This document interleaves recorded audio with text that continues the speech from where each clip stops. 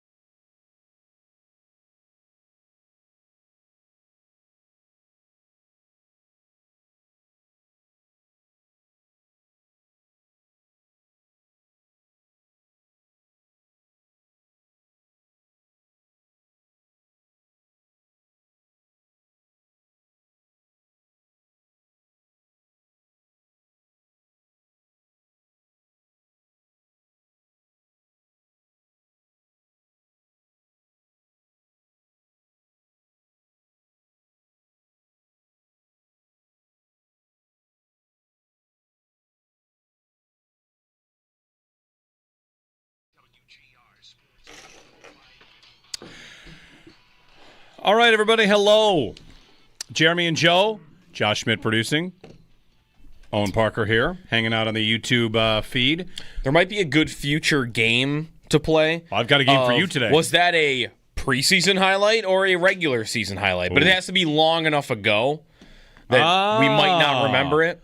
All right. Like that one wouldn't be hard, though. Because it's KJ Hamler and Mike White? Yeah. Like that one I think would know pretty easily. But if you got me like Matt Barkley to somebody else, I don't know to who. Gabe Davis. Touchdown, Naaman Roosevelt. He had one in the Giants game once. Yeah. I do have a game for you to play later. Okay. I sent something to Josh.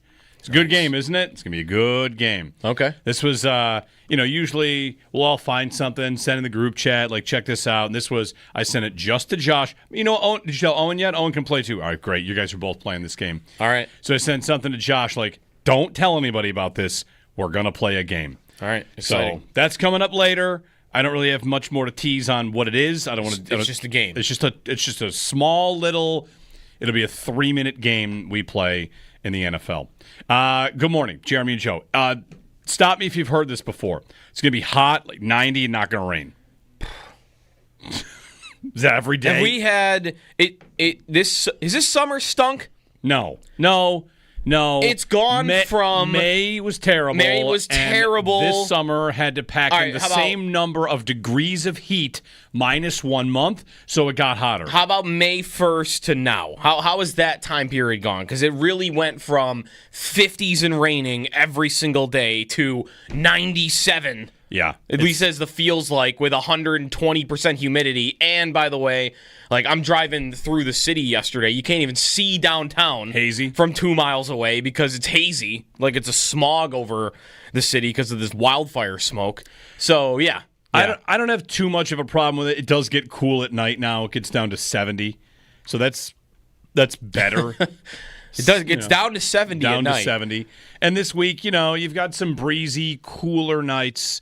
and there's also less time, like as the days get shorter. But man, it's hot, and every day for the next 10 days, the low high is 81. So, yeah, every single day, 87 degrees, sunny, hazy, not gonna rain. I was excited to see because I've got a fantasy football getaway this weekend, and we'll do bonfires at night. It's supposed to be like high 50s, I think, at night.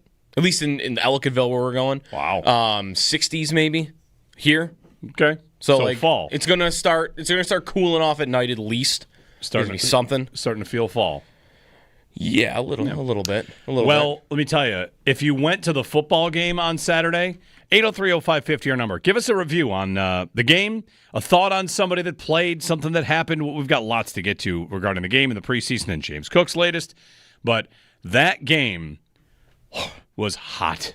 Yeah. And you in the Sun sideline? Or does it matter? They're this time of year? all sun. This time of year, maybe yes. it's everything. The time of day and the orientation of the stadium. The only shade in that stadium is under the upper deck in the club levels. I know this because in the first quarter of that game, we hung out in the parking lot. We had a tent up to stand under shade in the parking lot. Kids' Day, so whole family's there, bunch of kids. We had a great time, no regrets. But first quarter, my son says to me, "Daddy, I want to go in the shade." And I look around, I say, "Buddy, there's no shade." So at one point, we left our seats and stood in the tunnel for the breeze that the tunnel gave, because the breeze did give a tunnel, the tunnel did give a breeze before 7 a.m. The tunnel gave a breeze and shade. And when I took both the twins down there and stood in the tunnel, and I did the thing where, you do this when a nice breeze comes through, you pull your shirt away from your body. Let's get that breeze in here. Yeah. Come on in for a visit. Yep. Woo! It was hot.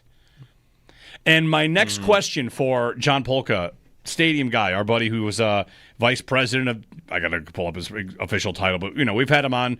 He's one of the two main guys on the stadium, John Polka of the Bills. What's it going to be like on hot days in the new stadium? Right. That's something I want to know, because all of a sudden I have a question about wind confusion. We don't want breeze confusion. We're going to maybe want the occasional breeze. Ooh. I want a breeze. I don't want wind confusion. There will also, in the new stadium, of course, be shade, because the canopy will provide shade. If you're in the upper deck, you're in the shade. Yeah, that's right. If I'm on the 100 level, uncovered in the sun, will it not ever get breezy? I think wind confusion is universal. I don't think it's a thing you could turn off. I don't want you to put it past engineers. You tell me they can't design some sort of material that allows a slight breeze in. As soon as there's too much breeze, it stops it. Well, you want something that allows the breeze in when it's like over 60 degrees. Like you want like a sensor. I want the breeze something to come in if it's 10 miles an hour or less, and to be shut out completely when it's 20 miles an hour or more. I think your 10-mile-per-hour breeze is going to be when it's 40-mile-per-hour winds outside. That might be it's right. probably cutting the wind down. Well, if you have a 10-mile-per-hour breeze, my hunch is you're not feeling anything. I just got to know. I got to know if we're ever going to get a breeze in that stadium. It's a potential downside I've never considered to the wind confusion. But in part because how many games have you ever been to at the stadium that are as hot as yesterday? Very few. And I'm not saying they haven't happened. No, they're very few. Many. There was a Packers preseason game 2 years ago that was so hot we decided to not go in. Okay, I was there and they ran out of water. Yeah, that was everyone tough. was drinking so much water that they were just like, we got nothing else. That's the Packers game? Yeah, it was crazy. The kids at that point were 2, and we thought, you know what, it's not worth it. They're too young. Yeah. So we hung out, and then we just went home. And this one was, it was so hot. The bleachers radiate heat. That's another thing. The new stadium won't have bleachers, right? There's individual seats. So that could help. That could help. Yeah, that's right. More shade, the seats. No reflective heat bleachers. That's what I was referring to them, because I told my daughter on the way to the game, make sure you're wearing long enough pants. You don't sit on these bleachers. They're going to be hot. It's like sitting in a car that's been, like a leather-seated car that's been in the sun for hours. Yeah. So it was a challenge to be at this game. And we did the thing where it's like, all right, we'll probably leave at halftime. We're going to get out of here at halftime and go home and watch the second half. And what did we do instead? When the Bills got the ball early in the second quarter, it became after this drive. We're out of here after this drive, and I'm putting it on my phone, YouTube TV. I'm going to watch the rest of this game on the phone. We're getting out of here. We're getting in the car, getting in the air conditioning, and go home. So that drive ends up being the Dawson Knox touchdown, which was nice to see, and home we went. It was hot. Good. I feel like I'm still getting over how hot it was. Yeah. But it was hot everywhere, and it was. What was the real feel? What was the real feel in the stadium? In the stadium, real feel. 100? Without the breeze, it was above 90. I mean, it was really hot. When you got the occasional breeze, it made a huge difference. And like I said, standing in the tunnel made a big difference. Yeah. We got people in the chat that are down in Georgia. And that's the other thing, is anytime we complain about it being hot, you'll have some Bills fan from out of town saying, like, I live in South Carolina. It's 200 degrees down here. Respect. I get it. You guys handle it. It's also fun for me to point out that football in Buffalo means attending 2 games in the same season that might be 100 degrees apart. Ooh. And would Possible. any other market be able to claim that? 100 degrees apart. My guess is yes, that it wouldn't be that unique. Could New York claim that? Possibly, right? New England. Could Kansas City? That was the first team I was going to look up because they get the very cold, not snowy, but very cold playoff games. Kansas City has more cold games than Buffalo does. More frequently frigid games than we do. And does it get to 100 in August? Yeah, maybe. I mean, they're getting to 90 on Saturday. Okay. I don't know if they have a preseason game on Saturday. Sure, but it gets there. So the Chiefs might be on the list of teams where, and this is something for, I don't know, ask AI to do it, or ask the Elias Sports Bureau. How many teams have had games 100 degrees apart in the same season? Mm-hmm. Because I don't know if the Bills have, but they might. And this might be a year to do it. Real feel had to be 92. Will we get to a game that's -8 real feel? Possible. So anyway. I mean, the Bills in the New England perfect game, that's 0. Yeah, it's about minus. I don't know what the official number on that is. -8, -12 real feel. Yeah, I always think of that game for 0. But was it lower? Did it get to negative? It was like the 6th coldest game. Was it the 6th coldest game in NFL history? It was down there. Yeah. I guess, is that a number we should have committed to memory? Is that a part of the... I mean, the cold is a part of that game's story. But, like, I even think of the Chiefs-Dolphins playoff game from a couple years ago for that's much colder. For it being -10, I think, is the number in my head for that game. I've had 0 always for that Bills-Patriots game. But I'm not sure if it might have ended up lower than that at some point in time. It's a good question. I'm not sure. Well, let's get that number and get it committed to memory. You'd excuse anybody that doesn't think about that first because, of course, the performance in the game is the biggest star of the show. Right. But, yeah, I mean, that's pretty cold. But on the things that we learned, what did we learn? What comes out of this? What's interesting you saw in the game? Who'd you like? Who flashed? Who'd you want to see more of? 803-0550. We understand it is the preseason. You are permitted, we will give you license to have, and hopefully you'll give us license to have some takes on, the things you saw. Sean McDermott asked how much they game planned on a scale of, 0 to 10, between a 0 and a 1. Between a 0 and a 1. Which wasn't offered. Right. That's part of the question. Which perfect. Between a 0 and a 1. Love it. No game planning. We know that. I don't think you take too much away from this, but individual performances for depth guys, these guys are trying to win their reps, and rookies are trying to win their reps, and some guys maybe can't turn it off and can't play preseason football. Maybe Taron Johnson is one of those guys. Yeah. Johnson shoots that tight end and blasts himself out of the game. I was nervous. Okay, you're going to tackle like that in the preseason, no more games for you. You're done. Josh Allen might be a guy that doesn't turn it off in the preseason, which is why maybe they, limit him. Yeah. So, there are things we can take away and things that if you want to throw our way, 803-0550 is our phone number. Sal joins us at 7. Yep. Joe Andreessen, I think, was another guy that seems to have a good preseason game every time he's out there. And he's there with the starters, right? Yep. He's there with the starters on Saturday, and he looked good again. I had one thought about him very briefly that is a crazy high expectation that nobody should probably put him on, but I did wonder... When did the Rams know how good London Fletcher was? Like when did they at first ask the question, hey, this guy might be great? Again, not saying that's Andreessen, but I'm comparing them because Fletcher was also a very short, undrafted middle linebacker out of a smaller school. Didn't go to an SEC powerhouse or whatever. And at some point, you wonder about the guy. Okay, maybe this guy's better than just special teams guy, backup guy. I'm not there with Andreessen. I'm just wondering when people might get there. He's also from here, which I think is also going to accelerate that more than you even would want it. But he looked good again. Every time he's out there, he just looks good. He looks good in these practices. He's climbing the depth chart whenever given the opportunity. So I don't know. I don't know what the ceiling is, but I thought that same thing. I'd phrase it a little differently. Not that he's going to be London Fletcher. No, but it's the same. I think it's a thought from the same tree. It's something I meant to ask Sal last time we talked about Andreessen, but it kind of just went away. And that's, when did Andreessen, or does Andreessen, I think it's already happened, this is kind of to your point, transition from, oh, wow, look at this, cool story, this guy made the team, to, oh, no, he's in the NFL. Yeah. And I wonder, for Andreessen himself, right?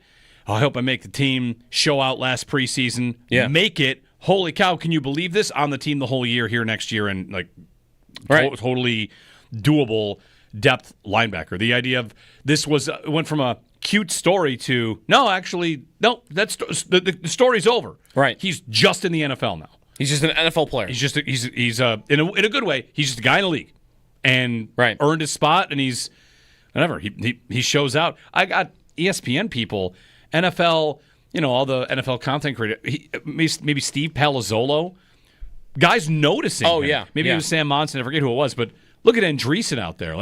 So it's gone from nice story to guy in the league.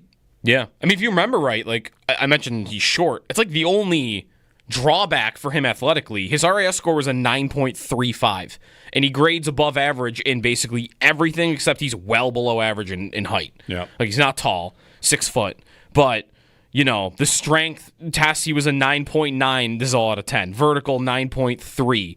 40-yard dash, 8.1 for his position. 10-yard split, 8.8. Everything he did, he was well above average, except he was not with, how tall he is. Mm-hmm. That's it.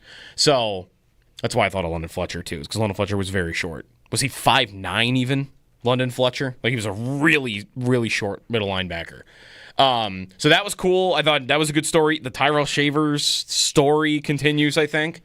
And now I think he's forcing an interesting conversation at receiver because Curtis Samuel still can't get out there. Are we going to do the thing where we talk about receiver? He's one of the first three guys I'm thinking about from Saturday. Do people want to talk about receiver? Sure. I'm ready for it. Sure they do. I have a question. I think people want to see him make the team, right? I have a question about that. Mm-hmm. For the Bills, who makes that final call? Shavers or Elijah Moore? Samuel. No, it's Samuel. Samuel? It's Curtis Samuel. They're going to dunk that contract? Yes. You think? Well, no, I don't think they will. That's what, if Shavers is making the team, that's he's making over Samuel. Yeah. Now, they could IR him designated to return. Sure. With a hamstring injury if they needed to. He has not played at all this preseason. He missed all of camp. Yeah. He dressed for this game but didn't play, which looks like the Bills wanted to dress players that didn't play. I mean, right? James Cook dressed and didn't play. He was in the warm-up. Yep. McDermott said he spoke to Cook about doing that. Let's have a conversation about it then. Who goes? Shavers, Moore, or Samuel? Mm-hmm. And who would align with one of those players based on, I guess I'll just say it like this, how it makes Brandon Beane look? How does Beane look if he just, I don't know why I use the phrase dunks that.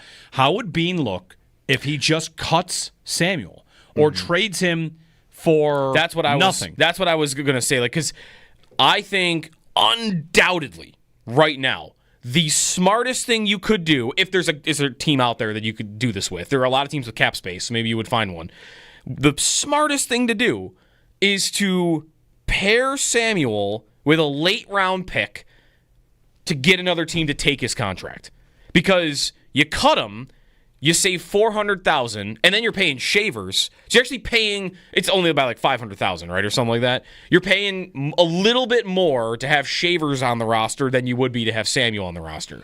if you can get a cap dump trade, then you are saving $7 million in cap. And you could do something at the deadline with that. You could sign somebody late if you want. You could do anything. You $7 million. That's right, but there's a problem here. But the GM looks foolish if he's after a year had to give somebody something to take his bad signing. There's more of a problem than that. What? It's not just taking $7 million in cap space. Spotrac puts his base salary at 6.9. That's what the other team, I think, would be taking on. Right. So, yeah. Okay, it's one thing to take your cap dump, and I don't have to pay many actual dollars. In this scenario, the owner of the other team is paying $7 million to move from the 7th to the 6th, to move from the 6th to the 4th. And that's. I know this is a mega billion-dollar industry, but the idea of dumping Curtis Samuel or trading him somewhere when he's, another problem, hurt. Sure, let me just do the Bills a favor. And if the Arizona Coyotes existed in the NFL, a team that needed to get to the floor, then you might find a partner for this trade. But if I'm not mistaken, the idea here is you'd have to pay him a lot. I think this is something I'm not 100% sure on with the NFL salary world versus the NHL salary world, because in the NHL, like, you can't really maneuver this kind of stuff. But I think in the NFL you could just take.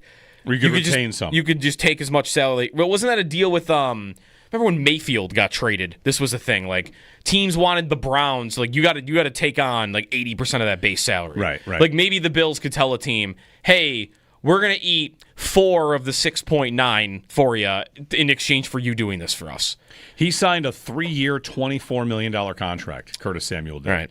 And he has played sparingly as it is. Right. And here we are. In part it's because there's a guy that is beneath him on the depth chart right now that is more available and has looked good, right? Like for multiple camps now, for multiple preseasons now. And Shavers plays a role that I think they have less of.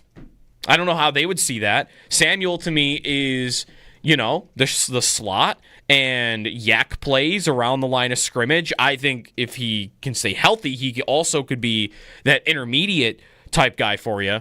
But he kind of plays the role that Khalil Shakir plays. He kind of plays the role that Elijah Moore can play. He plays over the middle of the field. Kincaid wins over the middle of the field. Like, these are redundancies, or strengths, if you want to say it that way. Whereas Shavers, like, he's an outside, bigger framed receiver that runs down the field. I don't think he's amazing at all of that, but I think his skill set fits their depth chart probably better than Samuel's does, even if Samuel wasn't getting hurt all the time. He's big, right? 6'4". Yeah, he's big, he's tall, he blocks. And Joe Brady giving him credit on Hard Knocks for sprinting all the way across the field to block for Shakir. An effort play. Is he playing hurt? I mean, he had the ankle injury, and he's been back there battling, Shavers. I've got the head coach referring to him as a true Buffalo Bill. Right. So get me back to the initial question I asked. Who makes the call? Is it McDermott's call? I mean, the roster versus the team, that game day versus the cap versus who makes that call? Mm-hmm. Because, whatever, the Bills are going to be a great team either way. It's not make or break, but which one looks the best for Bean? Which one looks the worst for Bean? Mm-hmm. I only say that because, the coach doesn't really get credit here and there for roster construction. The GM does. He's the one that gets, how did he do here? And a 3-year, $24 million contract for Curtis Samuel to be hurt all the time and then traded away. The fact that we would look at the trade away as a victory is tough. Yeah. And would also fire up the wide receiver train next year. Unless, of course, Shavers breaks out. Which, by the way, as one of the original Tyrell Shavers fans, 2 years ago. I think you were first. You might have been first. I'm excited by what he's shown a little bit. I'm sure when you first brought him up, I had the same reaction to when you bring Wilkerson up, which is like, okay, really? Like, Wilkerson? Listen. What number is he wearing? 30? 82. Shavers' ascent. I went back and searched some of my previous Shavers content, and one of them was 2 off seasons ago when listing their receivers and what they have. I think it was Bean. I just had the quote up as a tweet. Listed Shavers before Justin Shorter, who was a draft pick. Mm-hmm. Like, all of a sudden, all right, well, he's jumped ahead of a guy that, of course, also didn't really make a difference or make the team. It is interesting what they do with receiver. I'll put up a Twitter poll about this. Like, which guy should be the odd man out? Should it be Shavers, Moore, or Curtis Samuel? And we'll see where the votes go. But beyond just the wide receiver stuff, we'll talk quarterback. We got to talk James Cook. Defensive backs, Trey White. You know how they looked. Jackson Dart, too, by the way. Abdul Carter. More so. Abdul Carter looks like he's going to be unbelievable. Get your bets in now for Defensive Rookie of the Year. I wish. Get those bets in right now for Abdul Carter. Yeah, you can't bet. He's got to get a better number, though. Doesn't he? 51? It's not great. Terrible. They should have let him. Who stopped him? Phil Simms? Sims. Come on, Sims. Sims was going to let him, and his family said, don't do it. Do you think he could change his mind like after the preseason? Like, wow, that guy looks good. Yeah. You know what? Actually, you could have it. Go ahead. You could have it. You remember Connor Orr's idea from Sports Illustrated? No. Retired numbers, you can wear them, but while you're wearing it, you honor the name of the person who has it before you. So Carter would be out there at number 11, and Phil Sims' name would be on his jersey. That's Connor Orr's idea for what to do to unretire all the retired numbers, but also their names still have to be have them be like honored numbers. Okay. Anyway, Abdul Carter gave the Bills some issues. He was pretty good. 803-0550. That's our phone number. On James Cook, who McDermott had a conversation with. We'll tell you all about that. And get your thoughts, get Sal's thoughts, all the way up and down the depth chart. Bills lose to the Giants. Now this week they go to Chicago, join practices, a game with the Bears, and the preseason rolls on. So fun games to come, stats of the day, instant trivia, whatever we can do. And, stay cool because it's going to be about 90 degrees again like it is every day. Jeremy and Joe here on WGR.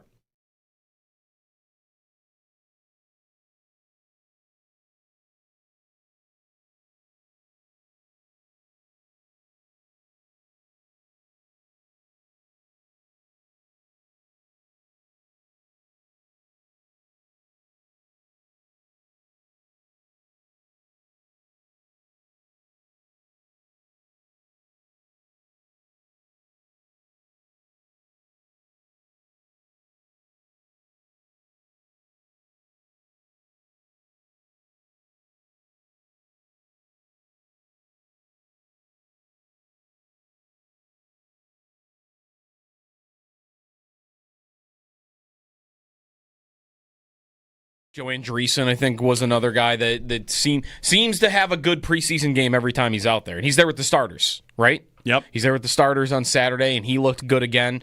I had one thought about him very briefly that is a crazy high expectation that nobody should probably put him on. But I did wonder, when did the Rams know how good London Fletcher was?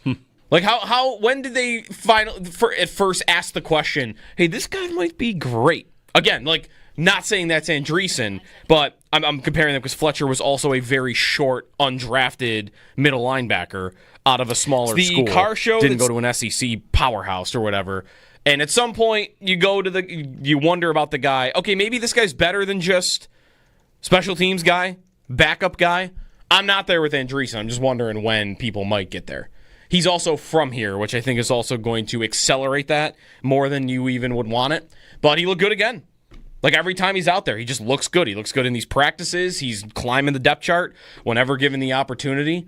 So I don't know. I don't know what the ceiling is, but I thought that same thing. I'd phrase it a little differently. Not that he's going to be London Fletcher. No, but it's the same. I think it's a thought from the same tree. It's something I meant to ask Sal last time we talked about Andreessen, but it kind of just went away. And that's, when did Andreessen, or does Andreessen, I think it's already happened, this is kind of to your point, transition from, oh, wow, look at this, cool story, this guy made the team, to, oh, no, he's in the NFL. Yeah. And I wonder, for Andreessen himself, right? I hope I make the team, show out last preseason, make it. Holy cow, can you believe this? On the team the whole year here next year, and like totally doable depth linebacker. The idea of this went from a cute story to, that's the story's over. Right. He's just in the NFL now. He's just an NFL player. He's in a good way, he's just a guy in the league and earned his spot, and he's whatever. He shows out. I got ESPN people, NFL, all the NFL content creator, maybe Steve Palazzolo, guys noticing him. Yeah. Maybe it was Sam Monson, I forget who it was, but look at Andreessen out there. So It's gone from nice story to guy in the league.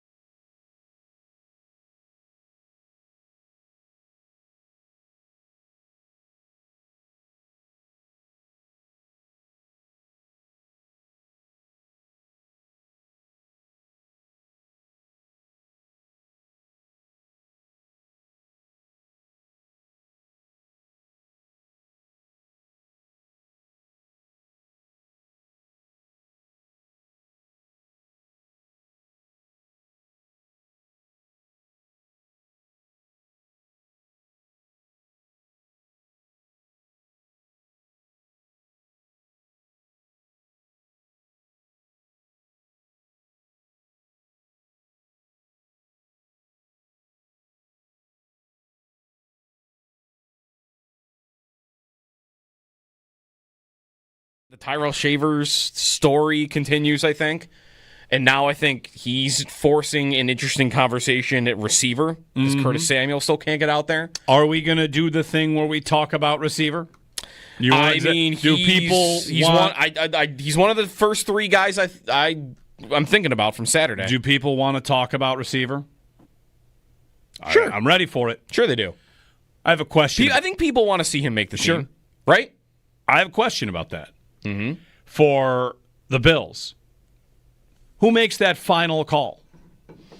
Shavers or Elijah Moore? Samuel.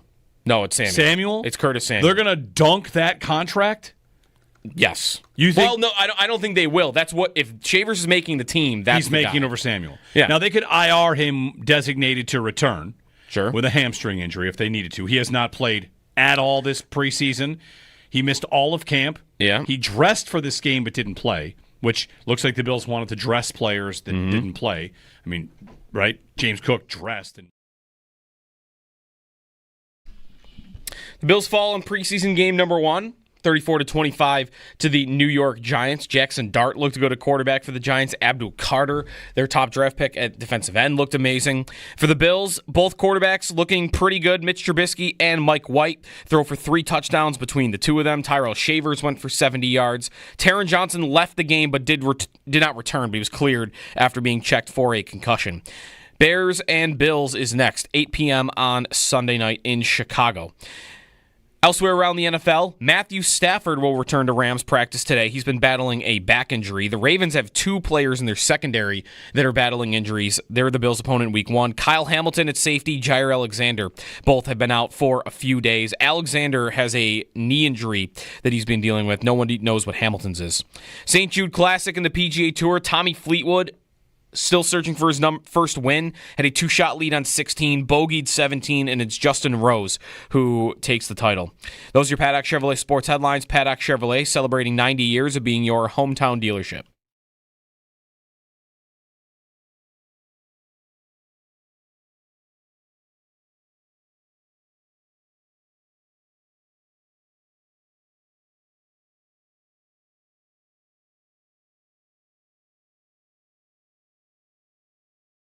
It probably differs a little bit within each phase. Offense may do just a little bit more or a little bit less one week, but really we're hovering around 0 and 1, I would say.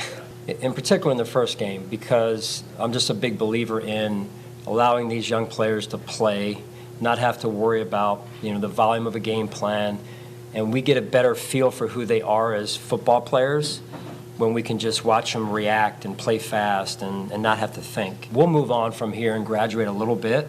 But even still, we don't do a lot. Every team's a little bit different. We don't do a lot as it relates to game planning in the preseason. Bills head coach Sean McDermott. Boy, there was an all-time... Oh, yeah, I know what it was. All-time how important is the preseason moment. Anyone out there catch Mike Tomlin's press conference? Oh, no. What happened there? No? All right, Josh. What did Tomlin say? We'll play it. This is a nice little way exciting to break down the preseason for you because... every team's got a game in the books now. We're on to week 2 of the preseason, or week 3 if you count the Hall of Fame game as its own week, whatever. But the Steelers played, like everybody else. Mm-hmm. And Mike Tomlin's press conference, I don't know if it's the first time this has ever happened. This might have happened for a regular season game, too. But here it is in its entirety. Well, I shouldn't say, sorry. This is him closing it out. And hopefully be better the next time out. I'll pause and open it up for questions. Anyone? All right. Thank you. That's it. That was easy. Any questions? Nope. Nobody asked a question. Nobody. No one had a question. But like, how? Why? That's it. There wasn't like a backstory as to why he didn't get asked a question. Nope. Like he wasn't mad at the media No. or something. Like No, he paused and opened for questions. and Nobody asked a question. Steelers 31, Jags 25 in their preseason game. There wasn't even like a guy that went down for a minute. Like, hey, how's Jeff? Nothing. I mean, he might have given everything they needed before that. Yeah. How long? Wait. How long was the beginning of that? I don't know. It wasn't So just. It wasn't just that one sentence. He opened for questions, and that was it. That's very strange to me. I feel like that's not the first time that's happened. Maybe not even with him. Anyway, 803-0550, what are you left talking about, thinking about after Saturday's game with the Giants, the preseason game with the Giants? Joe, did you check in on your greeting between Sean McDermott and Brian Daboll? I looked for it. I tuned in right as kickoff was happening, so I didn't see the pregame. Twitter, I didn't see videos of it. I saw reference though. Yeah, reference to a friendly, Yes. a friendly match, a friendly meeting between. Yeah, the even two. a bro hug maybe was mentioned at some point All along right. the way. I've not seen evidence of this, File that away. but it was mentioned. But what it sounded like, it was very different than the last time we saw them interact on the field, Which would have been regular season. which was regular season after the Bills beat the Giants in a low-scoring game where neither team played well, and it was the iciest handshake of all time. Right, Like because- when their hands met to shake hands, there was the eye contact had already ended. Yeah. So it was very brief and icy, I would say, the last time. This sounded different. Yeah, the Bills were really going through it back then. And why I'm interested in that is because I'm wondering if Brian Daboll's the next Bills offensive coordinator After Joe Brady gets a job. as a head coach. And Daboll gets fired by the Giants. And Josh loves Daboll. 803-0550, 1-888-550-2550. We opened up talking about the receiver room and Shavers. How does he make the team? Because he's, in 2 years now, seemingly done enough, but someone else would have to go. And whether that's Elijah Moore or Curtis Samuel, those guys have been paid, guaranteed money quite a bit. Samuel Moore, obviously. Moore got 2 point something to come in and up to 5. Up to 5. So we'll see. He's available, though. He's practicing, Yep, right? Like, he is. he's on the field. And I don't know, I'm a little more optimistic for how it could go for Moore than I would be for Samuel. If they don't want to get rid of Samuel because of the contract and they can't find a realistic way to do it, I mean, how well do we really think it's going to go anyway? It could, but part of suffering the embarrassment of having to quit on that now and have that look like a failed signing. We're on our way to that looking like a failed signing, like 98% of the possible outcomes. Like, what's really going to happen this year that would have everybody go, wow, what a signing that Curtis Samuel was. He gets healthy, and he does what he started to do at the end of the season last year. Okay. Which is and that turns into what? Like, contribute. He's and the fourth receiver? Yeah, even then, that's still... That's what I mean. Like, there's not a lot of room for growth for him, I think. Given that, part of it for me is he does the thing Shakir does. Right. Don't forget, they signed him before they traded Diggs. They did. They signed him. There was a day where the depth chart was Diggs, Samuel, and Shakir. Yeah. Yeah. They signed Samuel, and many in that moment thought, this is a very nice complementary receiver to that guy. And then, of course, that never happened. Shades have drafted. Matt Harmon was really excited about it that night. About the two of them together. I think he was live on his podcast. He's like, the Bills just signed Curtis Samuel. Right. He's been a big fan of his for a long time. Yep. So that's part of it. And then the other big thing, we'll get to the defense. We'll talk about lots coming up with Sal at 7. James Cook did not play in this game, and Sean McDermott says they wanted him to. They wanted him to play, even though he'd not been practicing for a week. He said, James and I had a good conversation yesterday. We talked about warming up. He agreed to warm up, but not play due to his situation right now. That's where we're at. So no change overall. And then when asked if they were trying to reach a compromise, no, we wanted him to play. I wanted him to play, but I don't really want to go into it any further. End quote. One emerging side of this standoff with Cook that I don't really think should be as big a part of the story as it seems to be is that this has never happened to the Bills and being in McDermott before. No, it is not. We've never gone through this before. The Bills take pride in that this has never happened before. And I think that's okay. I don't think that they should, not that they are, but I don't want you to take offense that it is happening.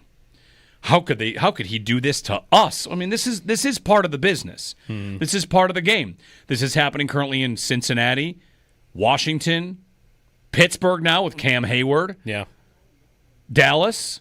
It happens a lot of places. And that it has not happened to the Bills yet is for two reasons. One, they have signed their players early enough and given them what the players agree to is fair market value.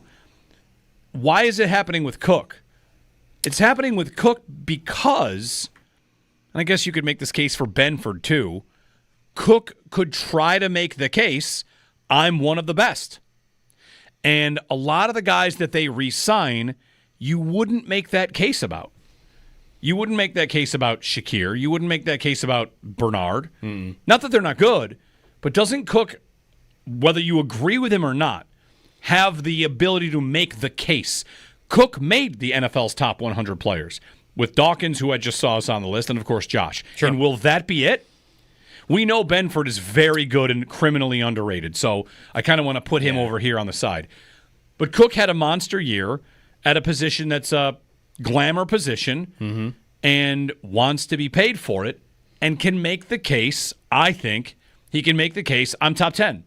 And the Bills might not think he is or might not value the position enough. But I don't think the Bills should be looking at this as, well, He's in the wrong. Right. He's wrong to do this because no one does this to us. Right. I don't think this will be the last time. It is the first time, but if you're here long enough, it'll happen to every team. I mean, Chris Jones sat out practices for the Chiefs. Chris Jones sat out a game, I think, didn't he? I think his went into the regular season. So if they are the model franchise, this happened to them. No, sure. You pick the team. It happens all over the place. And again, not that I'm saying it's getting in the way for the Bills. I just don't really have too much for this has never happened to them before. Like, oh, okay, then you've dodged it. Sometimes you can do a lot to dodge it. Other times, it's just not going to come up that way.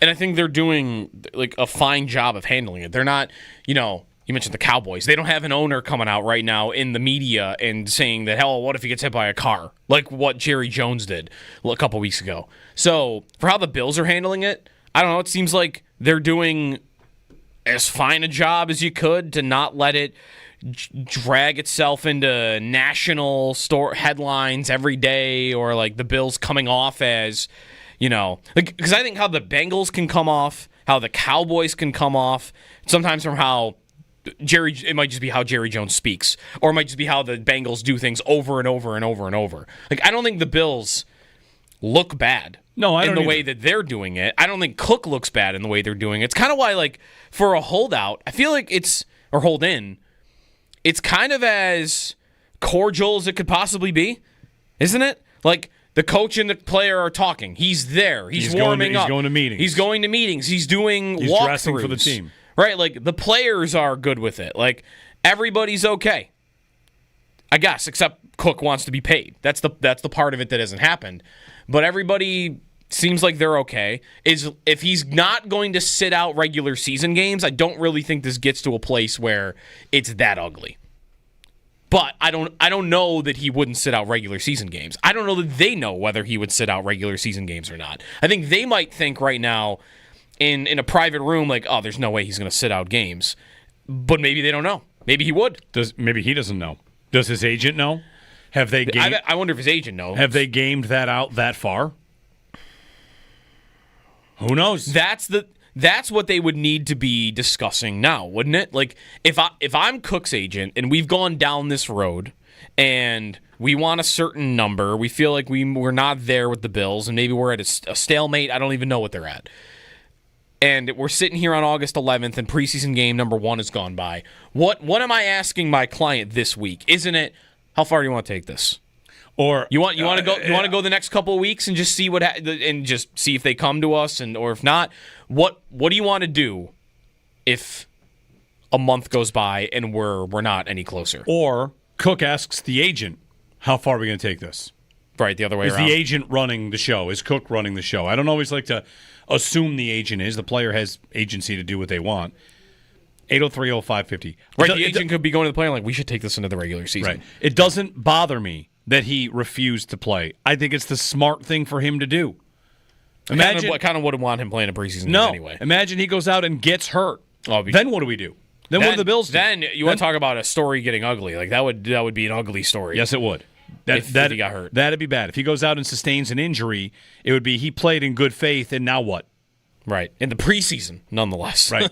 So the fact that he refused, in finger quotes, he refused to play. I think the quote is he refused to play. McDermott said he wanted him to play. McDermott also at the very last practice said, I expect him to practice, because I expect all players to practice, that he wanted him to play like he wants all players to play, except Josh. I think Cook think so. I think Cook did the right thing by not playing for his own person, right? But protection, whatever you want to be. And there's some players that do play, that play in preservation mode. It's the preseason. So anyway, on Cook. 803-0550, you have a thought on that? Bring it to us. We have wide open phone lines. It's kind of, Buffalo Bills football Monday, kind of. It's not a victory Monday. It's not? Oh, that's right. Although, should I say it's a victory Monday and that everybody got away healthy? I think that's good enough. We think everybody got away healthy, Yes. right? Healthy Monday. Sal, top of the hour, 803-0550 on WGR.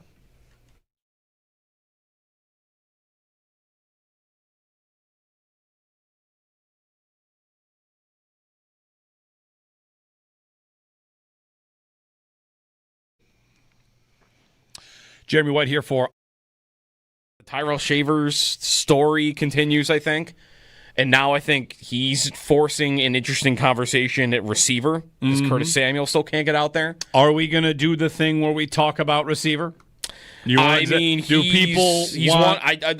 of the first three guys I'm thinking about from Saturday. Do people want to talk about receiver? Sure. I'm ready for it. Sure they do. I have a question. I think people want to see him make the team. Sure. Right? I have a question about that.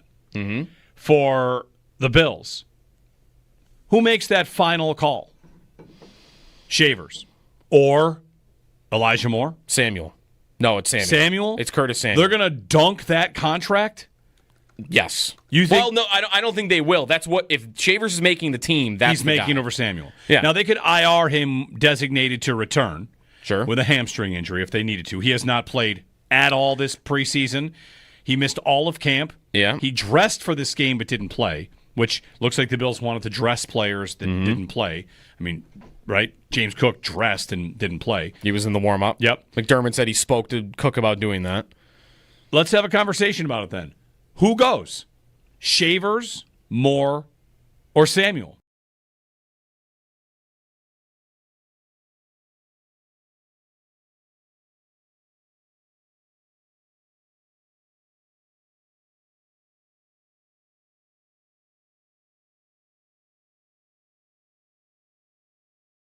I don't think the Bills look bad. No, I don't in the either. way that they're doing it. I don't think Cook looks bad in the way they're doing it. It's kind of why, like, for a holdout, I feel like or hold in, it's kind of as cordial as it could possibly be, isn't it? Like, the coach and the player are talking. He's there. He's warming up. He's going to meetings. He's going to meetings. He's doing He's walkthroughs. dressing for the team. Right? Like, the players are good with it. Like, everybody's okay.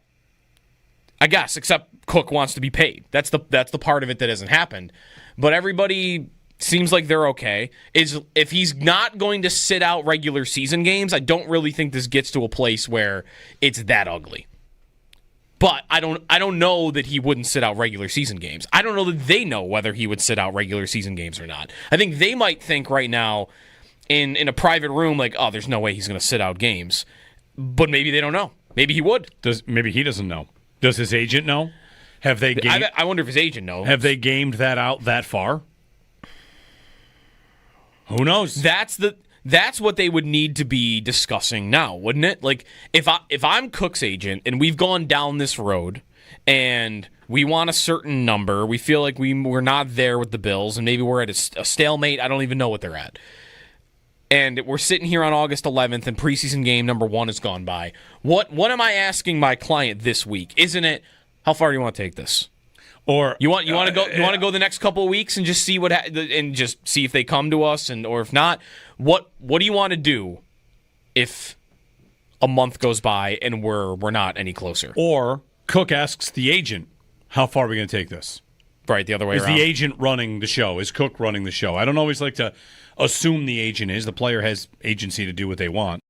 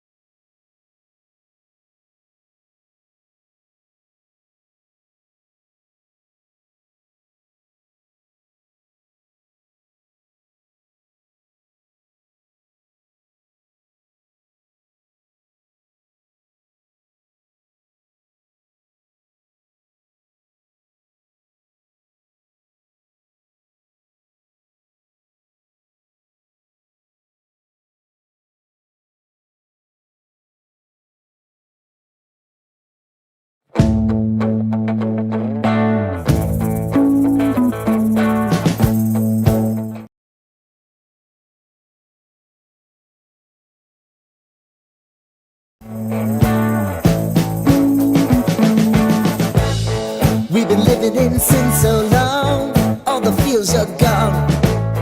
Fella stopped me on the street last night, said everything's alright. Roller coaster, make it through the day upright.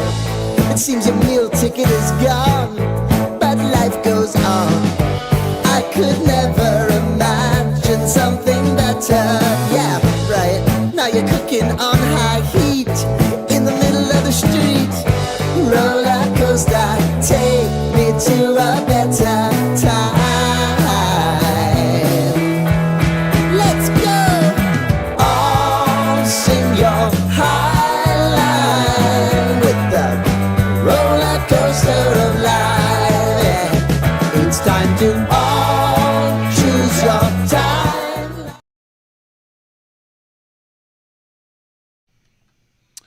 Jeremy and Joe here on WGR. What else? NFL storylines. Trevion Henderson's 100-yard kickoff return touchdown. He looks fast. Man, that's a nice running back. He was my favorite back in this class. Yeah. Yeah, we'll see how much New England uses him. Vrabel said some things that makes it sound like they're not going to want to, because he's not, huge. They're not going to run him into the ground. They got Ramondre Stevenson, but he was flying in that kick return. Shedeur Sanders looked good, I guess. Very good. Put on a show. Sanders did. All right. Sure. Not buying it. No, he looked good. He looked good. Ray Davis kicked an extra point. Here's your Ray question Davis of the did. day. So you may remember, Joe, do you remember what it's called when a player scores a touchdown and then gets the 2-point conversion? Oh, an octopus. The octopus. I remember, yes. Right. The fantasy football term, or just regular football term, touchdown and 2-point conversion is an octopus. Yeah. What happens if Ray Davis scores a touchdown and kicks the extra point? Ooh. What do we call that? 7. What has 7 legs? I don't know that anything in A nature caterpillar. has 7 legs. No? A spider if you rip one off. A caterpillar? How many legs does a caterpillar have? More than 7. More than 7? Presumably. 7's an odd number, so it It feels is. like You're not going to find a lot of 7-legged creatures. Yeah. It's not a very well-designed animal if it's got 7 legs. 4 on one side, 3 on the other. I'm not sure. I think I found, Buddy sent to me, the last player to kick an extra point after scoring the touchdown themselves. Oh, it's got to be in the 40s. It's Danny White in the 50s. Okay. I had wondered, Cookie Gilchrist for the Bills kicked, so I thought maybe there was a chance he would have, but maybe not. Okay. Or like a quarterback in one of those quarterbacks, one of those good 60s quarterbacks kicked field goals, but I don't remember who. There is a 7-armed octopus. There you go. Really? Yep. So we're going to call it as an octopus. We're not going to call it an octopus. That's Halifron atlanticus. That's the fancy name for All it. right, the an Latin Atlanticus. We're going to call it an Atlanticus. Hold on. Fundamentally, you can't be a 7-legged octopus. Apparently not. Or apparently you can. The whole concept is you have 8. Right? Maybe not. No? So it would be a septipus, you're saying then. Right? Or something like that? Yeah. That sounds right. So we call it that. Call it septipus. I don't want to call it that. That doesn't work? No.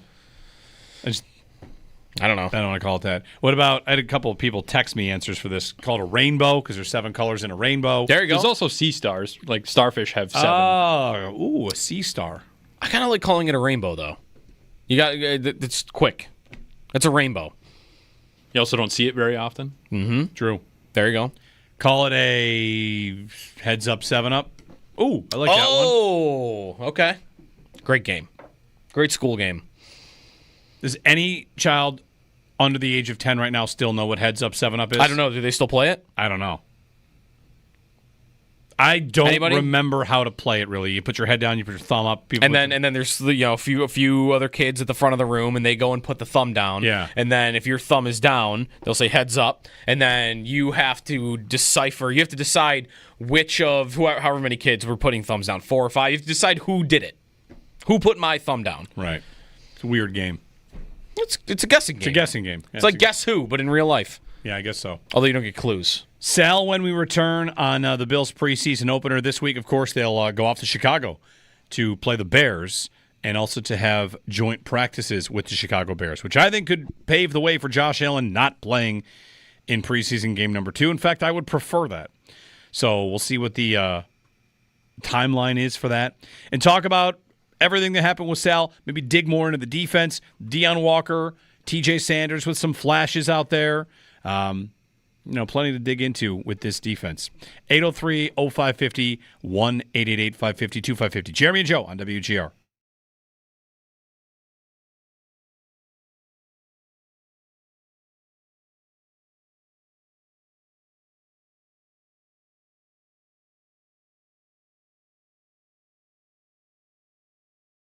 Andreessen, I think, was another guy that seems to have a good preseason game every time he's out there. And he's there with the starters, right? Yep. He's there with the starters on Saturday, and he looked good again. I had one thought about him very briefly that is a crazy high expectation that nobody should probably put him on, but I did wonder, when did the Rams know how good London Fletcher was? Like, when did they at first ask the question, hey, this guy might be great? Again, like, not saying that's Andreessen, but I'm comparing them because Fletcher was also a very short, undrafted middle linebacker out of a smaller school. Didn't go to an SEC powerhouse or whatever. And at some point, you wonder about the guy. Okay, maybe this guy's better than just special teams guy, backup guy. I'm not there with Andreessen. I'm just wondering when people might get there. He's also from here, which I think is also going to accelerate that more than you even would want it. But he looked good again. Like, every time he's out there, he just looks good. He looks good in these practices. He's climbing the depth chart whenever given the opportunity. So I don't know. I don't know what the ceiling is, but I thought that same thing. I'd phrase it a little differently. Not that he's going to be London Fletcher. No, but it's the same. I think it's a thought from the same tree. It's something I meant to ask Sal last time we talked about Andreessen, but it kind of just went away. And that's, when did Andreessen, or does Andreessen, I think it's already happened, this is kind of to your point, transition from, oh, wow, look at this, cool story, this guy made the team, to, oh, no, he's in the NFL. Yeah. And I wonder, for Andreessen himself, right? I hope I make the team, show out last preseason, make it. Holy cow, can you believe this? On the team the whole year here next year, and like totally doable depth linebacker. The idea of this went from a cute story to, that's the story's over. Right. He's just in the NFL now. He's just an NFL player. He's in a good way, he's just a guy in the league and earned his spot, and he's whatever. He shows out. I got ESPN people, NFL, all the NFL content creators, maybe Steve Palazzolo, guys noticing. Oh, him. yeah. Maybe it was Sam Monson, I forget who it was, but look at Andreessen out there. Like, yeah, so it's gone from nice story to guy in the league.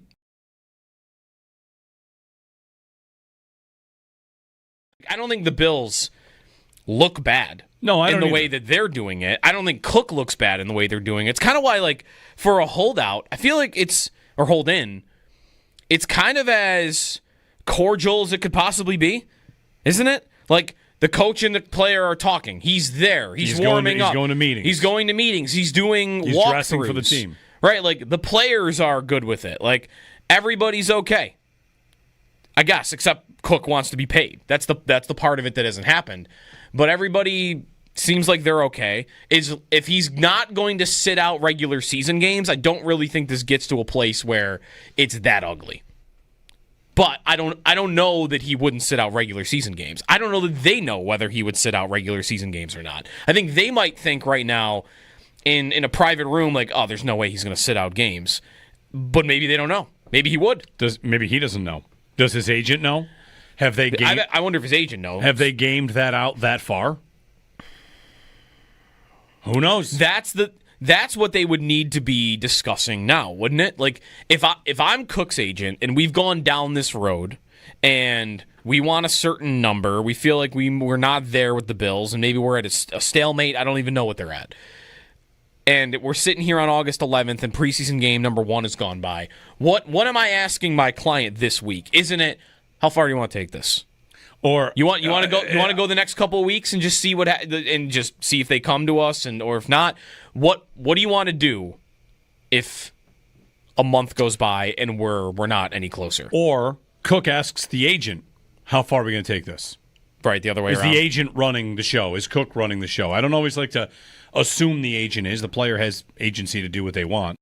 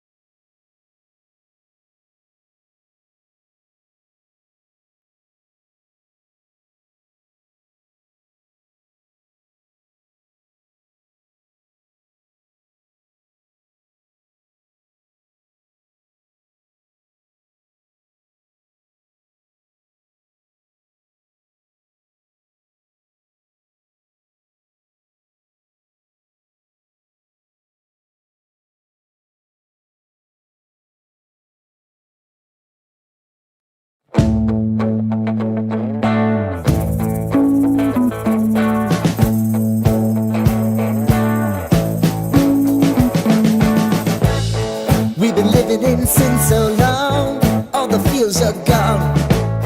Fella stopped me on the street last night, said everything's alright. Roller coaster, make it through the day upright. It seems your meal ticket is gone, but life goes on. I could never imagine something better. Yeah, right. Now you're cooking on high heat in the middle of the street. Roller coaster, take me to a better time. The Bills fall in preseason game number 1, 34-25 to the New York Giants. Bills backup quarterbacks put up some good numbers. Mitch Trubisky over 100 yards and a touchdown. Mike White over 100 yards and 2 touchdowns. Tyrell Shavers had a big catch. Taron Johnson left the game, was checked for a concussion, but he cleared, so injury-wise looks pretty good for the Bills. James Cook warmed up with the team but did not play. We'll talk more about it with Sal Capaccio. You can check out also who played well, who played poorly. Arrow up, arrow down column from Sal is at WGR550.com. Elsewhere around the NFL, Shedeur Sanders had a good debut for the Cleveland Browns in his preseason start. The Saints quarterback battle, Spencer Rattler continues to lead the way. 7 of 11 for him passing. Tyler Shuck did well too, 15 of 22.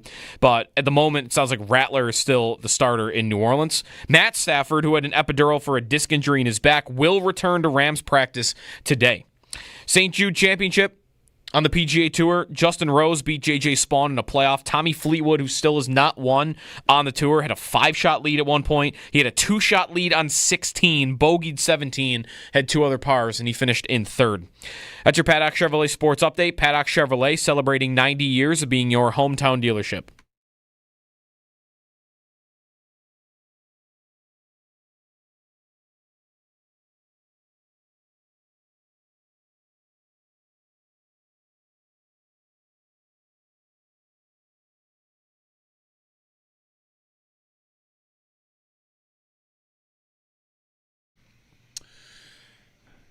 Jumping aboard is Mr. Sal Capaccio.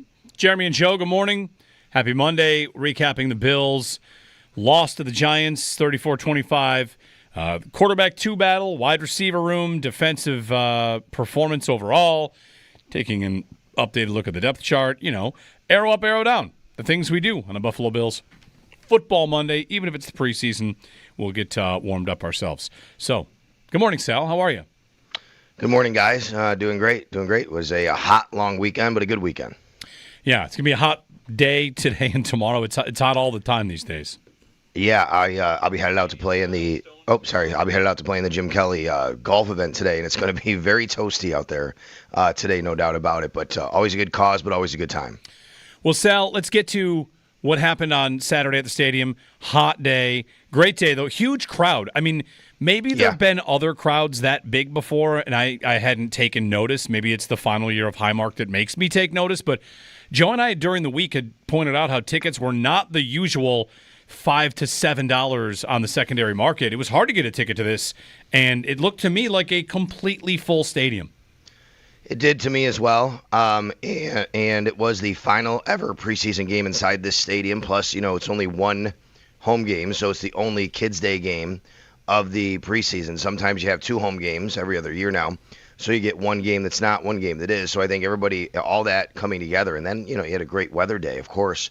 Everybody knew it was going to be a great weather day leading up to it. Yes, it was very hot weather, but, no precipitation. And I just think all that added in was, hey, let's go see our Buffalo Bills. Let's bring somebody maybe who's never been to the stadium, or maybe the only time they'll ever get a chance to go to the stadium. I think about that a lot. I think about kids who, a lot of times their parents don't want to take them to a regular season game, or they never can go because their schedules just don't match up. Price point, whatever it is, there's just people who can't go, and maybe that's their only time. And maybe this was the only time they ever go. And then what happens, let's say that kid is, 7, 8 years old. They don't really totally remember it, or even younger.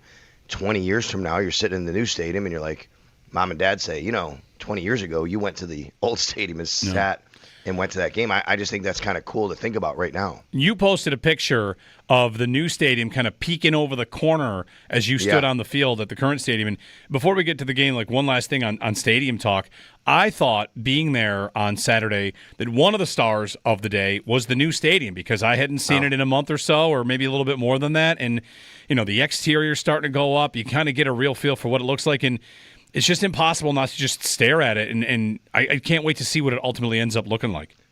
No doubt. And I think you guys have seen a lot of the panels that are going in now on the outside, right? And you can kind of see things really coming together. And every time you see it more and more is coming together. And a lot of the glass that's going in, and then the panels, it just gets bigger and bigger. And, I had been down there a few times, but it had been a while since I was last before that. And then you said you hadn't seen it in a while. And I'm sure some people yesterday either saw it for the first time, or maybe haven't seen it in 6 months or maybe a year. And you're like, holy cow, this thing's coming together. So it's going to be like that every single week. And also, by the time I got out of there, it was a little bit later, but it didn't seem like traffic was too bad. But I know that we're all going to have to be a little patient this year with a lot of things that are going on with the traffic. But I think they did a good job this weekend. Next time we all get to Highmark, it'll be for the Ravens game to open up on Sunday night. Before that, of course, 2 more preseason games, some joint practices in Chicago. But let's recap this first game, Sal. The Bills fall to the Giants, and we'll start with the quarterback conversation, because that battle to I think a lot of people is a real one. Mitchell Trubisky and Mike White. And while the offense might have had a bit of a slow start, a couple of mistakes along the way, both quarterbacks, I think, did just fine for what they did out there. Agreed. I didn't include either of them in my arrow up or arrow down, because I didn't think that either of them had a spectacular day, but I don't think either of them did anything to necessarily hurt themselves. They were hurt by other things around them more than they were themselves, to be quite honest, guys. They were hurt by drop passes. They were hurt by lack of protection. They were just hurt by an overall, lack of efficiency with the offense when they were out there at times, but they also made plays. Each of them made plays. Of course, Mike White had a really nice touchdown pass to KJ Hamler, and Mitch Trubisky had a really nice pass down the field to Tyrell Shavers. You look at it, it's 9 of 13 for 138 and a touchdown. 8 of 13 for 112 and 2 touchdowns. How do you separate them? That's for the coaches to go back and watch the film. Now, look, I'm not a quarterback rating guy necessarily, but just to give you an example, One rating was 129.6, the other was 128.8, right? I mean, those are good ratings. Even Shane Buechele was close to 100 ratings. So I thought the quarterbacks did okay.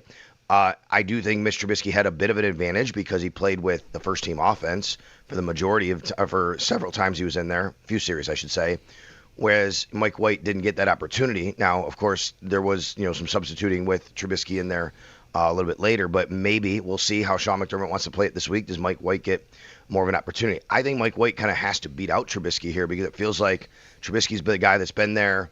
They're comfortable with him. He does offer a little bit more mobility. But I made mention on the broadcast, and I don't know if you guys agree, but it was funny because I saw Jameis Winston on the other side, and I said, Mike White feels to me a little bit like Jameis Winston, whereas your floor, you might get a throw or two, you're like, oh man, what is that? And then you might get a couple really wow throws. I mean, that's just what Mike White can bring you sometimes. Whereas Mitch Trubisky is more of the higher floor, but he doesn't have as high of a ceiling, I think, on those throws. Yeah. Sal Capaccio on the Western Hotline. Trubisky also had to go up against Abdul Carter, which maybe wasn't the best advantage. Yeah. Because that dude looks amazing. Quickly, before we get into more of the Bills, Sal, how did any of the Giants stand out? Jackson Dart made a really nice throw in that touchdown. He was about to get smoked by TJ Sanders. Carter, what stood out from the Giants to you? Yeah, I think Jackson Dart had a nice day. Really nice debut for a rookie in his first preseason game. I think that throw that he made to Lil Jordan Humphrey down the sidelines was an excellent throw. Now, look, I gave Dane Jackson an arrow down. I thought he should have been in a little better position there to get beat on that play, especially on a 3rd and long situation.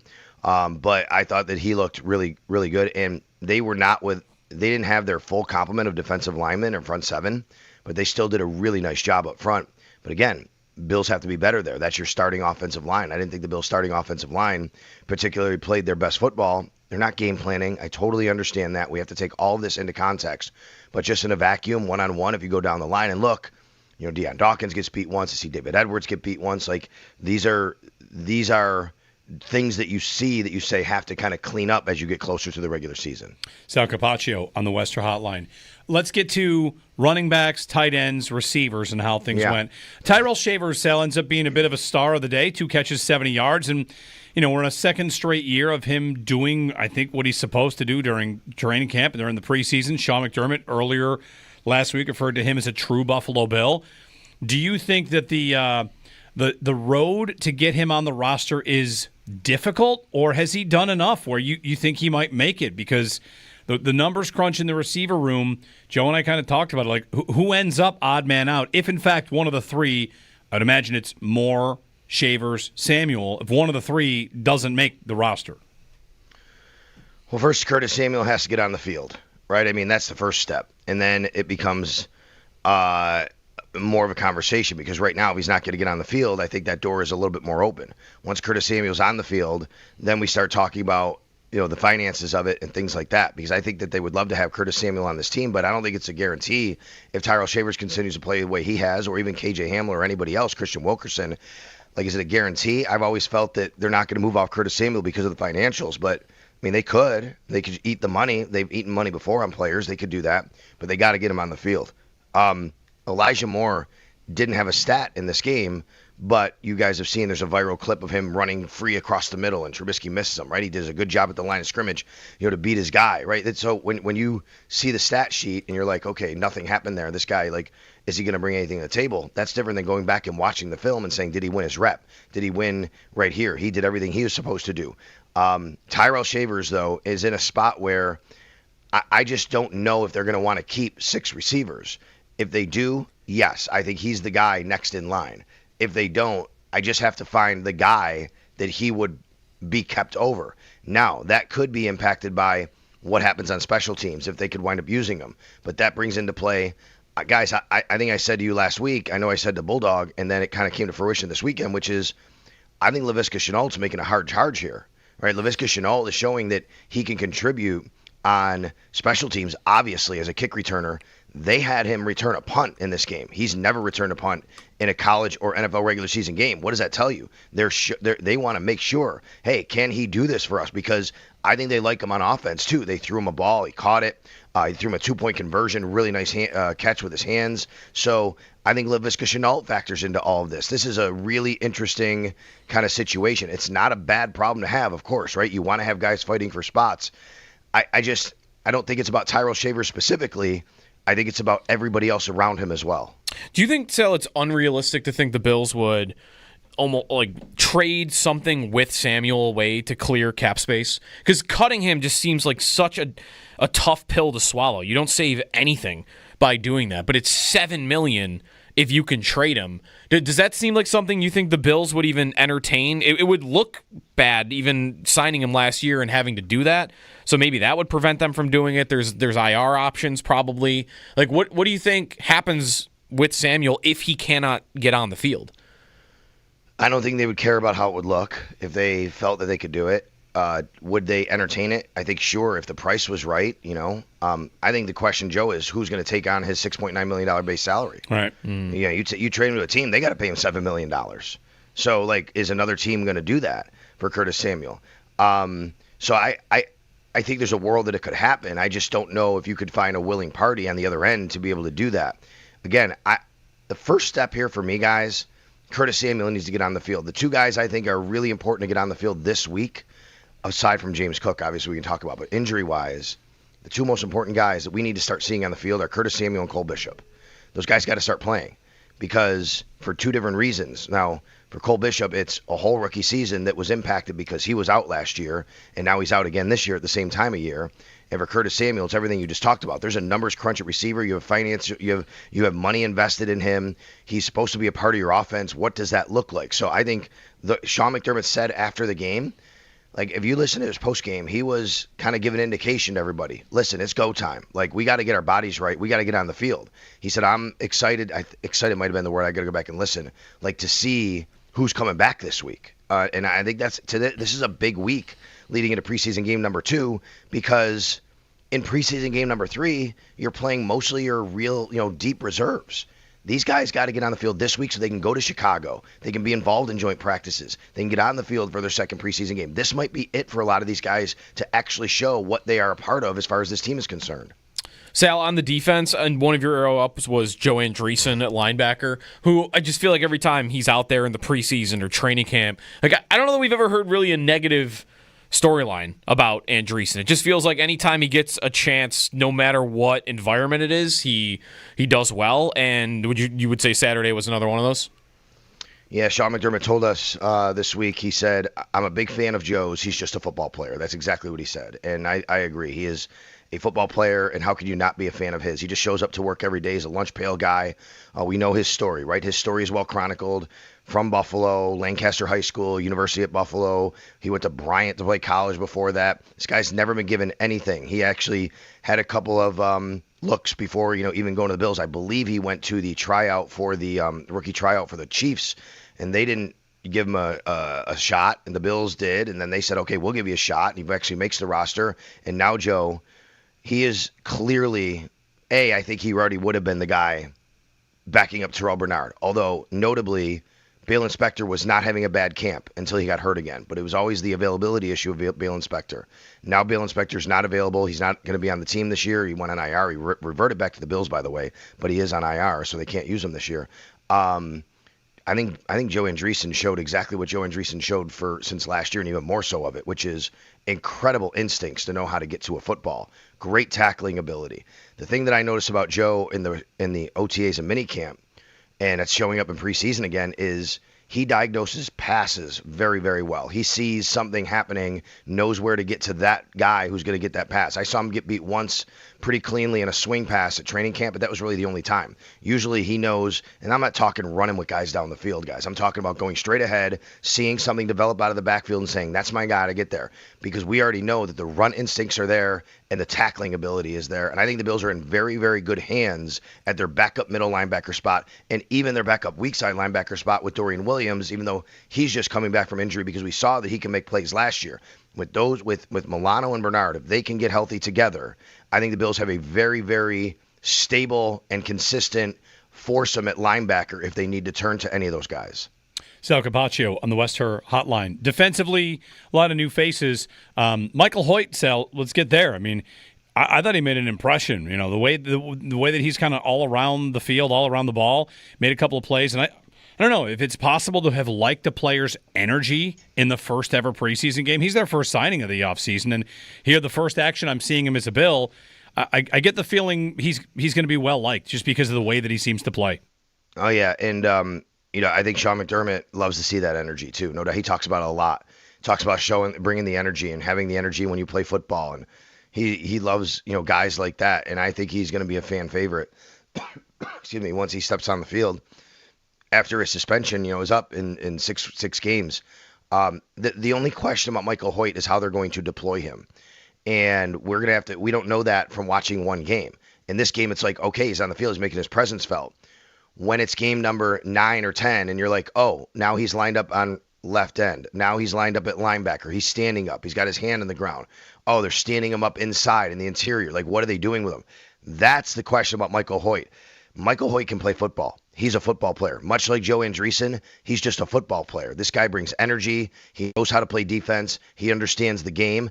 Literally, this is going to be about X's and O's when it comes down to Michael Hoyt and how Bobby Babbage and Sean McDermott decide to use him and what impact he can make. At the same position, no real sign of Landon Jackson doing much, No. Sal. Like at some point, I feel like fans are going to want to hear his name. Sure, and I gave him an arrow down because I didn't think that he had a particularly good game. But look at me, it's his first game, in an NFL uniform, and you'd like to see it gone better. He didn't make an impact on the stat sheet. He had nothing recorded at all, but that wasn't the biggest reason. The other one was also making a mistake, lining up offsides, negating an interception from his rookie draft classmate, Jordan Hancock. We talked to Landon after the game. He owned up to it. He knows that. He's accountable. He said, hey, that's on me, and that's a learning. I can't do that. I lined up wrong. He said he based his alignment, I think, on the player and not the ball or something like that, he said. And, those are things that he's going to have to work through. So, good learning experience for him. I think this week's a big week for Landon Jackson, a guy that can go against another team, get a little bit more under his belt, some reps right there. And, this rookie D-line class, I think they'll be just fine. I think what we saw from T.J. Sanders and Deion Walker was very good, but I think Landon Jackson has a little ways to go here, but we'll see him kind of grow the next couple of weeks, hopefully. So, Capaccio on the Western Hotline. We didn't get to James Cook yet, so Sean McDermott revealed the conversation that they had. Cook dressed, did not play. McDermott said he wanted him to play, Sal. We're stretching into another week here of the James Cook saga. It really is only a week old, right? It was last week, Sunday, where he decided he was going to hold in. So here we are, week 2, and no end really in sight. And we don't know what's going to happen. There's no media today, no practice media today. Tomorrow's their practice where we'll find out and we'll see. And media will be on hand. We can report on, if we see James Cook or not out there. I really don't know. Based on that conversation, I don't know if the Bills know, to be quite honest with you. What is he going to do each day? I mean, think about when Sean McDermott said before practice last week that he thought it was possible that, James could play in practice. And then in this particular game, he warmed up. He was in uniform. He warmed up. So did some other guys, by the way, who were injured but not playing. But James, obviously not injured. He also took, now, I didn't see this, but my colleague Matt Bovan, it's always Game Day in Buffalo, noticed, he took a rep in the very light 11-on-11 practice portion of warm-ups. You know what I mean? When they just kind of go offense against defense and nobody's really hitting each other. He actually took a rep in that. So he warmed up. He just didn't play. And yes, referring to Sean McDermott's conversation, he said him and James had a very good conversation. He wanted James to play, but James decided that wasn't what was going to happen. So we move on to this week, and we'll see where this goes, guys. But I go back to what Sean even said about the injuries that I referenced, which is, hey, this is go time. We need to get guys on the field. Yeah. I think that includes James Cook, right? I mean, like, where is this? What's happening? They can't just – I think – let's say you just had concrete information, right? That's better sometimes. And I know, I wouldn't say better if he's not playing, but the not knowing also is tough.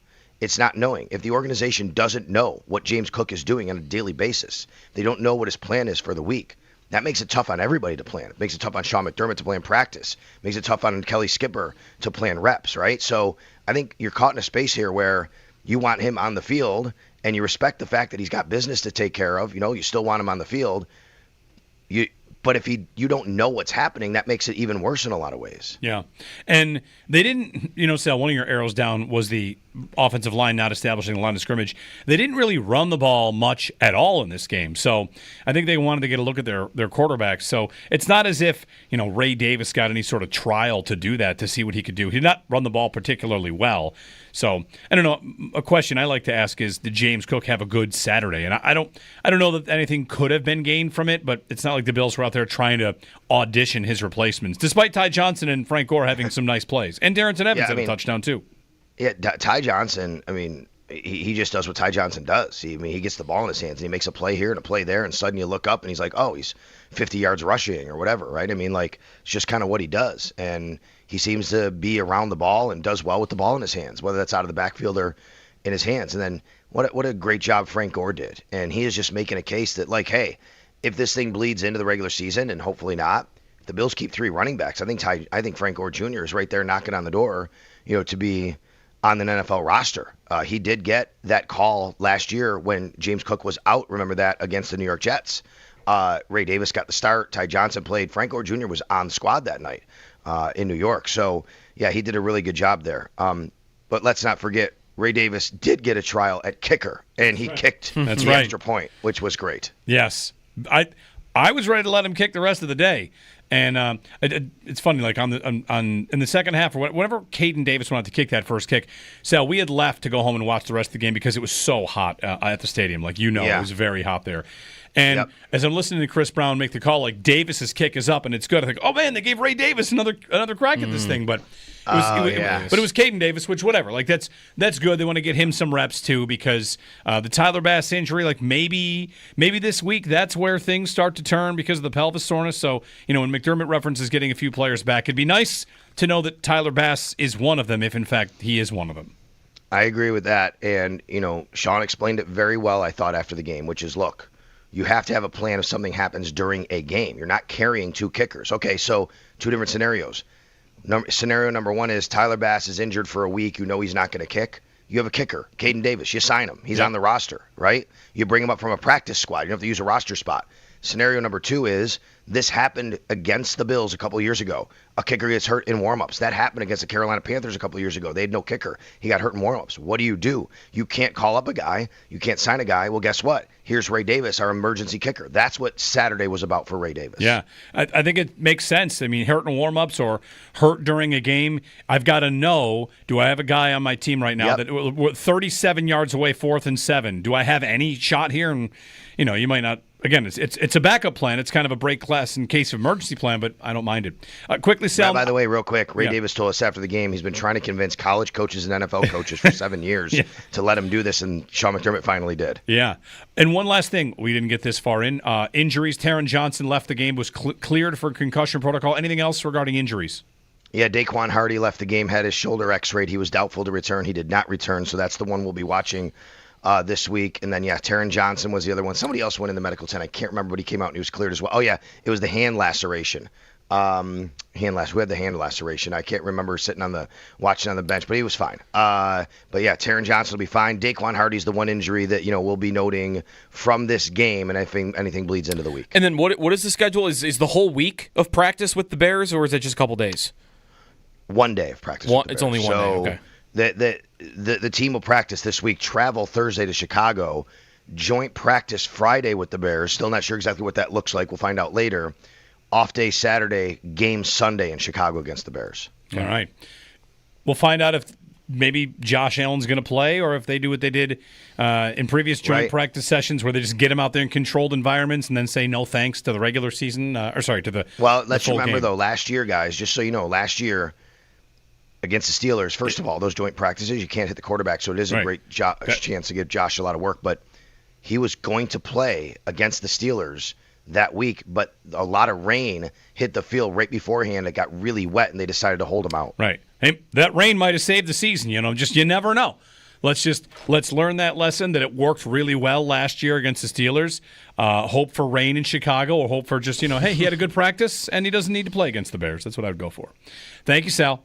You got it, guys. Sal Capaccio, the Northtown Automotive Extra Point Show coming up 10 o'clock today as we wrap up the Bills and Giants preseason game number 1. We got a lot of people firing away in the YouTube chat. Love to have you there. Thanks. Give us a like. Give us a subscribe. You can always watch us on YouTube, where you can see our faces if that's the kind of thing that you maybe want.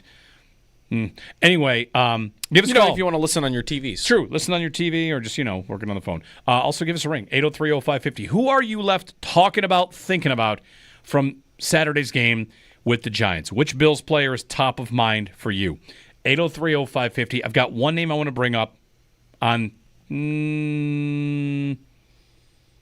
how do I tease this? I wonder if the shine's off a little bit. I'll get to that. And also, I have that game for you. You ready to play that game? I'm ready. All right, Joe's got a game. You're all going to play this game. So join us next. Let's go.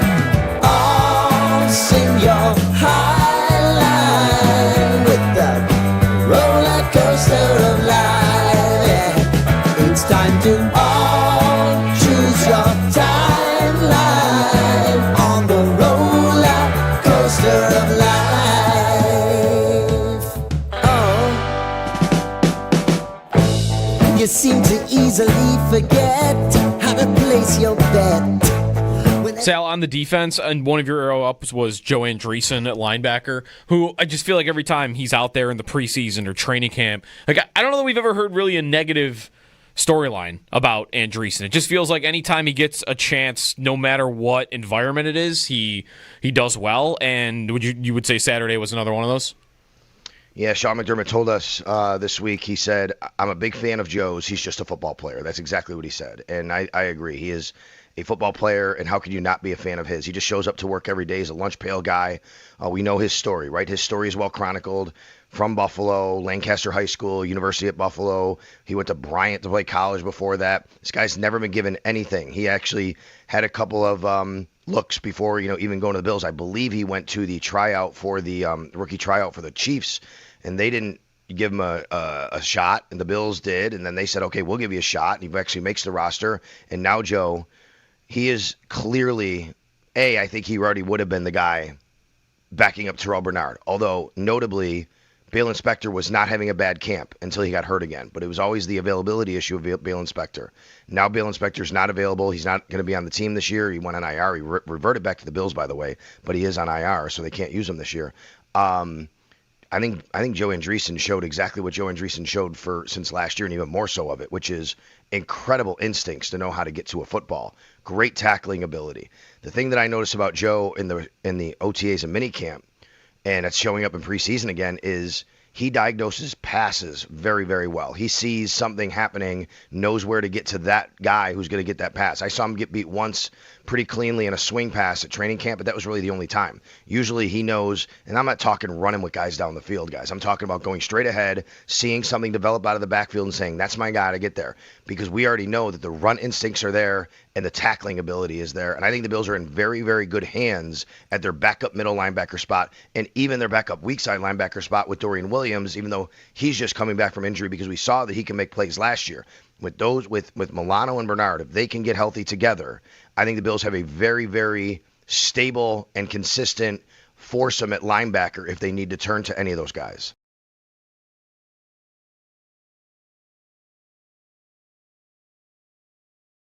Defensively, a lot of new faces. Michael Hoyt, Sal, let's get there. I mean, I thought he made an impression. The way that he's kind of all around the field, all around the ball, made a couple of plays, and I don't know if it's possible to have liked a player's energy in the first ever preseason game. He's their first signing of the offseason, and here the first action I'm seeing him as a Bill. I get the feeling he's going to be well liked just because of the way that he seems to play. Oh yeah, and I think Sean McDermott loves to see that energy too. No doubt, he talks about it a lot. Talks about bringing the energy and having the energy when you play football, and he loves guys like that. And I think he's going to be a fan favorite.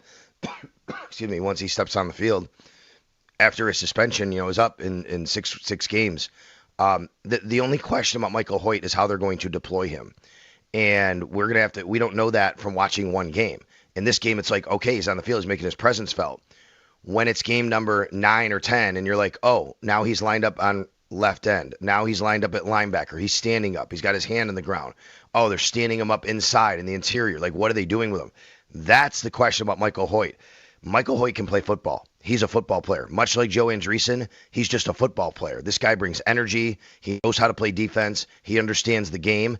Literally, this is going to be about X's and O's when it comes down to Michael Hoyt and how Bobby Babich and Sean McDermott decide to use him and what impact he can make. Life gets you down, you gotta steal the crown, got to own it, don't bitch and moan about it, please, God forbid nothing to sneeze at. Oh, I've told you over and over again. You gotta get both hands around it and make your own plans. Roller coaster, it's taking over. It's about time. Oh, sing your high line on the roller coaster of life. You've got to all choose your timeline with the roller coaster of life. Roller coaster.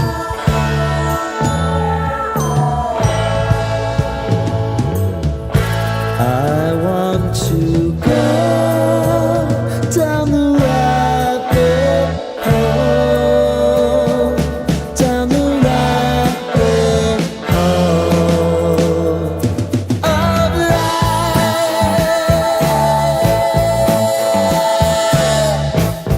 And now it's about to leave. Oh, roller coaster.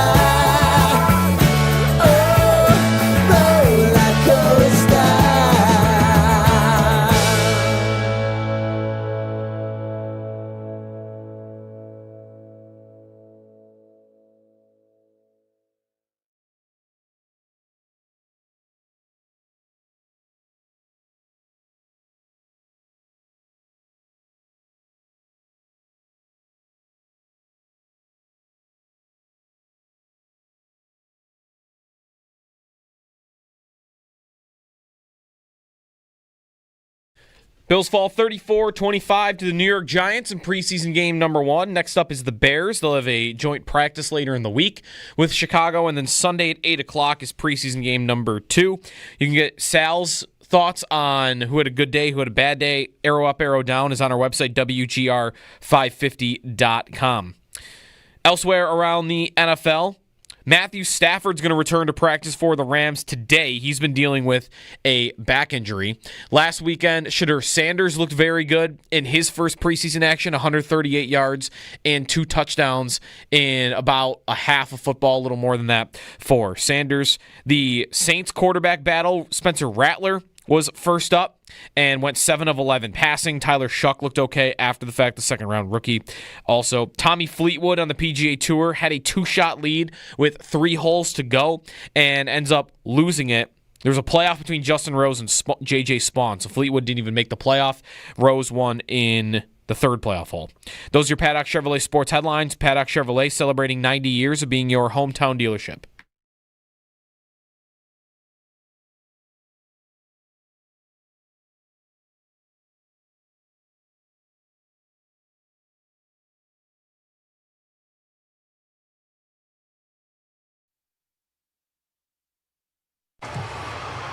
Holy smokes. They got a shot. He just kicked a 70-yard field goal. Are you kidding me? Crazy. I've never seen that. The NFL record. That would be an NFL record. In the first half. Holy smokes. That's unbelievable.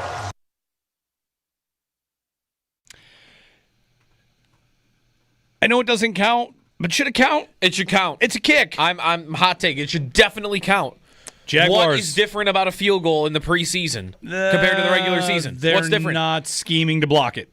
Oh my! Come on, the 1% of the 0.5% of the time they're going to block it. They're not showing their new block package on the 70-yard. No chance. No way. That should count. The NFL doesn't want to count. Where's Guinness? Are they still doing the book?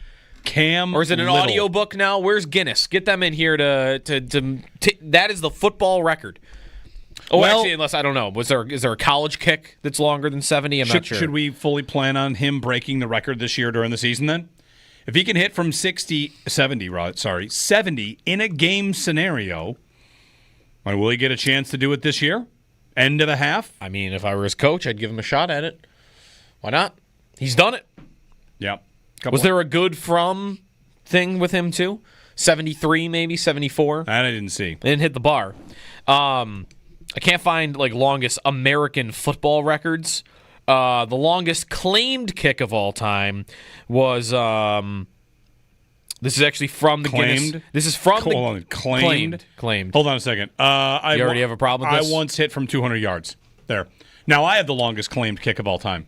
I claimed the kick from 200 yards. Yeah, Do Kim, Honolulu Stadium, November 23rd, 1944, claimed he hit a 78-yard field goal. But I just claimed a longer one. Barefoot, too. Right, All yeah. right. Well, this is on the Guinness site. It says longest field goal claimed American football, non-NFL. 78-yard field goal. All right. There's no video, I don't think, of it. It's the preseason, but give us a take if you want. Here's mine. There's one player that, whatever. Like, you know, listen, I know. But I saw a reaction about a little bit about, like, maybe Trey White, a little bit, you know, gave up a couple catches, got targeted a bit. Whatever. It's the preseason. I did go to PFF. You're enacting the preseason pledge. Yes. Should there not also be a training camp pledge, though, for the other end of it? Like, we are going to assume that training camp is a teller of, oh, he's back. True. But then the preseason, no? True. Because let's just say there's a football team out there. This is not specific to the Bills. This is how training camp works. The defenders look, I mean, the corners, man, they look great. They're just locking up these receivers every day. Looks like they're great defensive backs. Then they play other receivers. They're not locking them up. Uh-oh. Yeah. I've got two problems. The corners I thought were locking teams up were actually locking my team up, which means my guys aren't getting open. And anyway, it's probably fine. We'll see about Tre'Davious White and how he goes forward. PFF grades. What am I supposed to do with the PFF grade in the preseason? What do you want? Should I care about it? You know, not much. Maybe a little bit. Little bit? Yeah, if you're trying to figure out who's had a good preseason, like if you want to know Frank Gore Jr.'s had a good preseason. Yeah. You know, like he had a good grade for this one. He put up some numbers. On the flip end, Travis Clayton, for instance, who's the English lineman they drafted last year in the Pathways program. If you want to say, like, oh, how's he doing? He got a really, really bad one. Really bad one. So, I don't know. I wouldn't go all in with them, but I would look at them and see who had a good game. 803-0550, if there's someone you want to give us a call about, we can take your calls. Like Deion Walker, who had a 92.8 grade in this game, which was the best of any Bill. Yeah. He looked quick. He continues to look. It's a small thing, but Deion Walker continues to look to me like a player that nobody thinks he was when they drafted him. He's not a run plugger. He is a pass rusher. This dude is like swim moving guys inside the offensive line. Like, he is not, to me, Star Latulele. He's going to come in and eat up blocks. And I don't even think that was really the scouting report on him. It's just, oh, what size is he? I guess this is their big lineman. He kind of plays like T.J. Sanders does. Doesn't he? Like, I'm going to whip through you and I'm going to get to the quarterback. Right. Even though I'm 330 pounds or whatever he is. He had the best PFF grade for the day, and he had the best pass rush grade for the day. Right. Second best pass rush grade for the day was T.J. Sanders. Right. PFF. Okay. Right. So again, here's how we're going to approach PFF. If the grades are good, then the grade is real. If the grade is bad, it's just the preseason. You want to do that with me? Sure. So like Tre'Davious White's 51.6. You want to in coverage? It's just that's what are we doing? Grade in preseason? Please. Yeah. You want to play a game? Want to sure. play this game? Yes. All right, here's the game. So it's a clip from one of the shows with the takes, right? Okay. And they're doing a thing they often do, which is they're talking about the quarterbacks in the league. Okay. And Josh has grabbed this clip, and he's going to stop the clip, and then you're going to fill in the blank. And no one's going to fill in the blank with what you think is the correct answer for the completion of this clip. This is Mike Tannenbaum. Oh, boy. Oh, I gotta guess what Tannenbaum is gonna say. You do. So of all people, a game showy kind of music we should play along with this. So it won't be a long game. Everyone can play the home version of this game as well. You can play on the feed. Go ahead and fire off the answer to this question in the YouTube chat, and we'll get our game going. We'll play this clip again. Josh is going to stop the clip, and as fast as you can, I want you to insert the correct answer. Okay. Got it. Here we go. Take it away. The show with Mike Tannenbaum talking on it. Mike T, do you agree that Lamar is the most talented quarterback? I don't. I love Lamar, and I love his improvement going from 58 to 68% completion percentage throughout his career. I went with who? Do you agree that Lamar Jackson is the most talented quarterback? I do not. And then he says, I went with blank. So the obvious answer that it's not going to be the answer because we wouldn't be playing this game if this was the answer is Josh Allen. He did not say Josh Allen. Right. I'm going to guess it's got to be ridiculous to some degree, but it's got to be somebody that someone could make you better not get this right you better not get it right on the first time. We got to play a game here, Joe. But go ahead. Don't be too right. Now I don't want to guess the name because now I think I might have it. You want me to throw one out there? You throw one out there. You go first. I feel like just ridiculous, talented. Who could he manipulate? Who's the most talented quarterback? Let's go. Quarterback. Who's the answer? The answer should be Josh Allen. If not him, then Mahomes. Okay, it's not Mahomes. Rodgers. No. Daniels. No. Hurts. No. I still haven't named the guy that I thought of for this. Baker Mayfield. No. Okay, I'm gonna guess the guy I thought of first is Kyler Murray. No. Oh, okay, I thought he would say Kyler Kyler Murray. Murray. In my head too. Again, we're looking for Mike Tannenbaum's take on who the most. Caleb Williams. No. C.J. Stroud. No. Brock Purdy. No. Anthony Richardson. No. He's big and Joe strong. Milton. That would be incredible. No. he fired. Jordan Love. Yes. Wow. Ridiculous. Jordan Love. Ridiculous. And then if he were starting a franchise today, he would pick Jordan Love. Ridiculous. He's really No, he wouldn't. He's really good. Lying. He's really good. He's also lying. He would not, if he had the choice what he said of to pick anybody. Mike, you could be a GM, pick whatever team you want. You're in Minnesota, and we're going to redraft the league. You have the first pick. Jordan Love.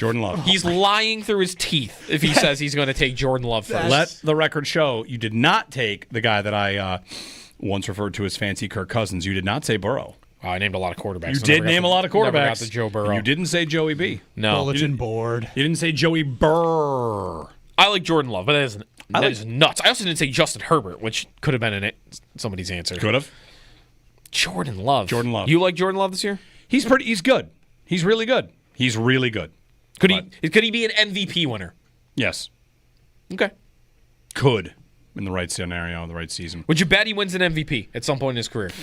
He's 26. Ooh. Will Jordan Love win an MVP?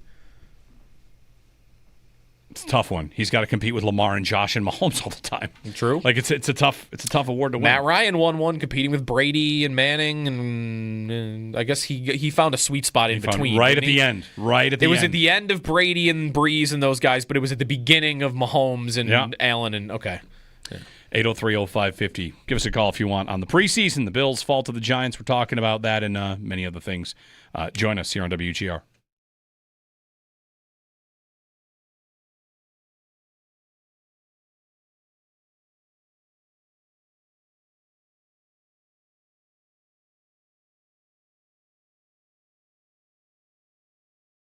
Jeremy White here for Whale.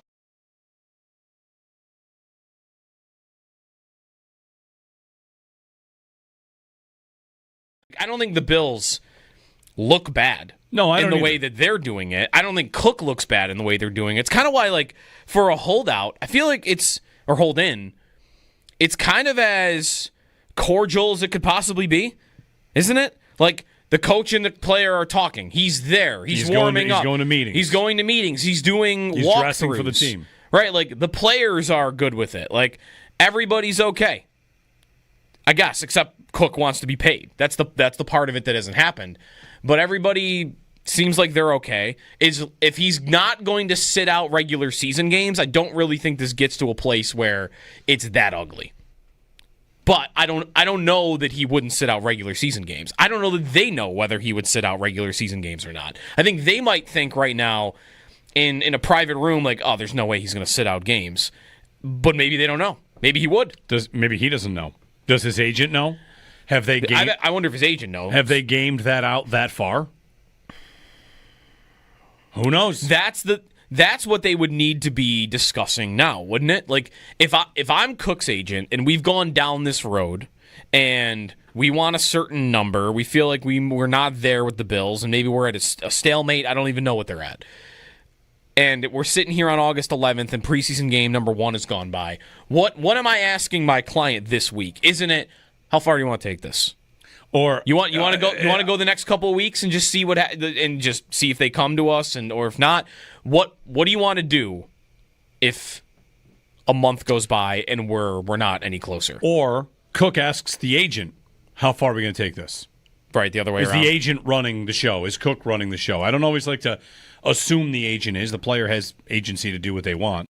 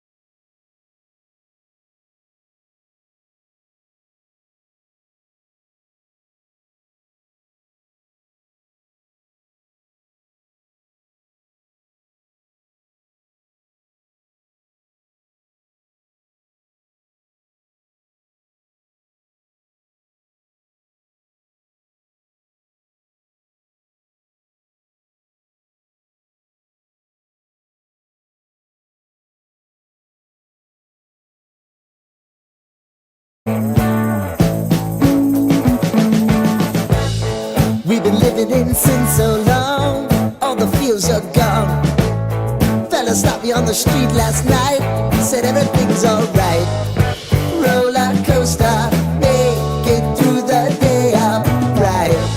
It seems your meal ticket is gone, but life goes on. I could never imagine something better. Yeah, right. Now you're cooking on high heat in the middle of the street. Roller coaster, take me to a better time. Let's go.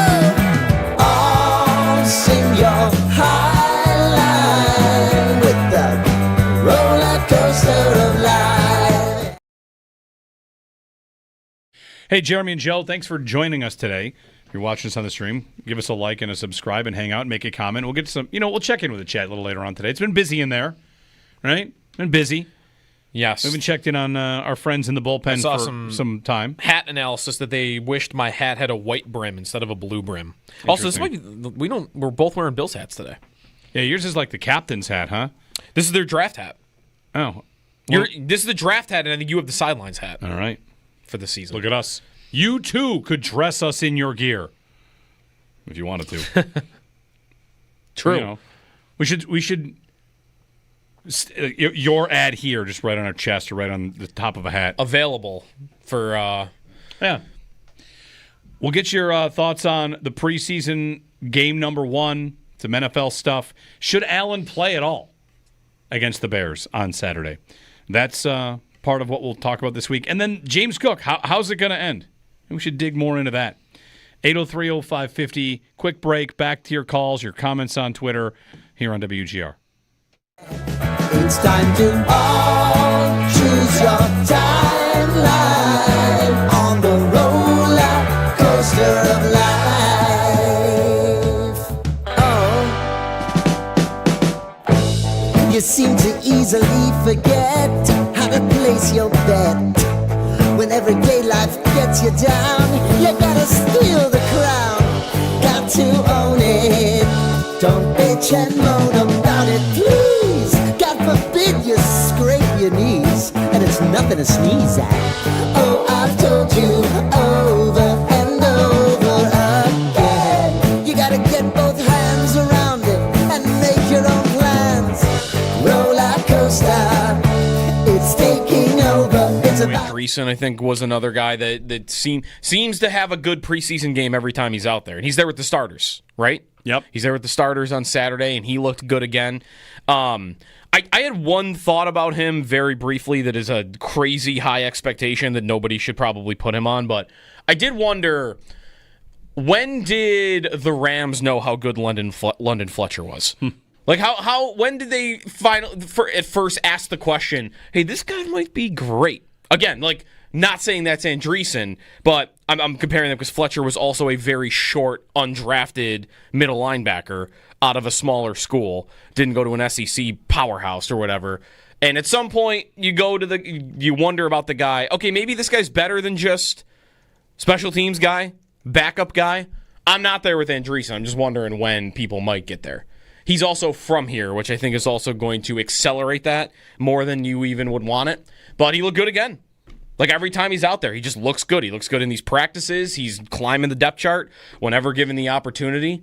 So I don't know. I don't know what the ceiling is, but I thought that same thing. I'd phrase it a little differently. Not that he's going to be London Fletcher. No, but it's the same. I think it's a thought from the same tree. It's something I meant to ask Sal last time we talked about Andreessen, but it kind of just went away. And that's, when did Andreessen, or does Andreessen, I think it's already happened, this is kind of to your point, transition from, oh, wow, look at this, cool story, this guy made the team, to, oh, no, he's in the NFL. Yeah. And I wonder, for Andreessen himself, right?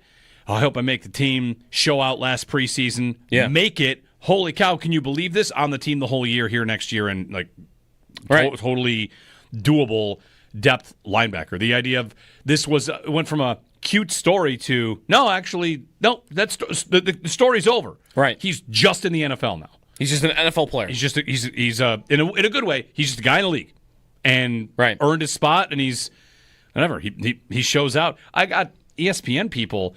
NFL, all the NFL content creators, maybe Steve Palazzolo, guys noticing. Oh, him. yeah. Maybe it was Sam Monson, I forget who it was, but look at Andreessen out there. Like, yeah, so it's gone from nice story to guy in the league.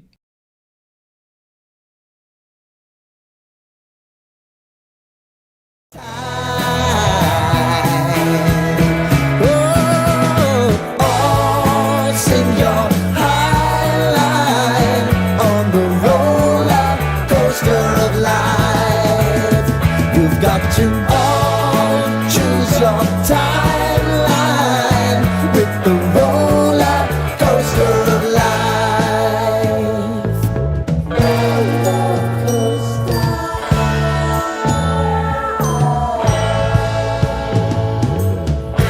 I want to go down the rabbit hole, down the rabbit hole.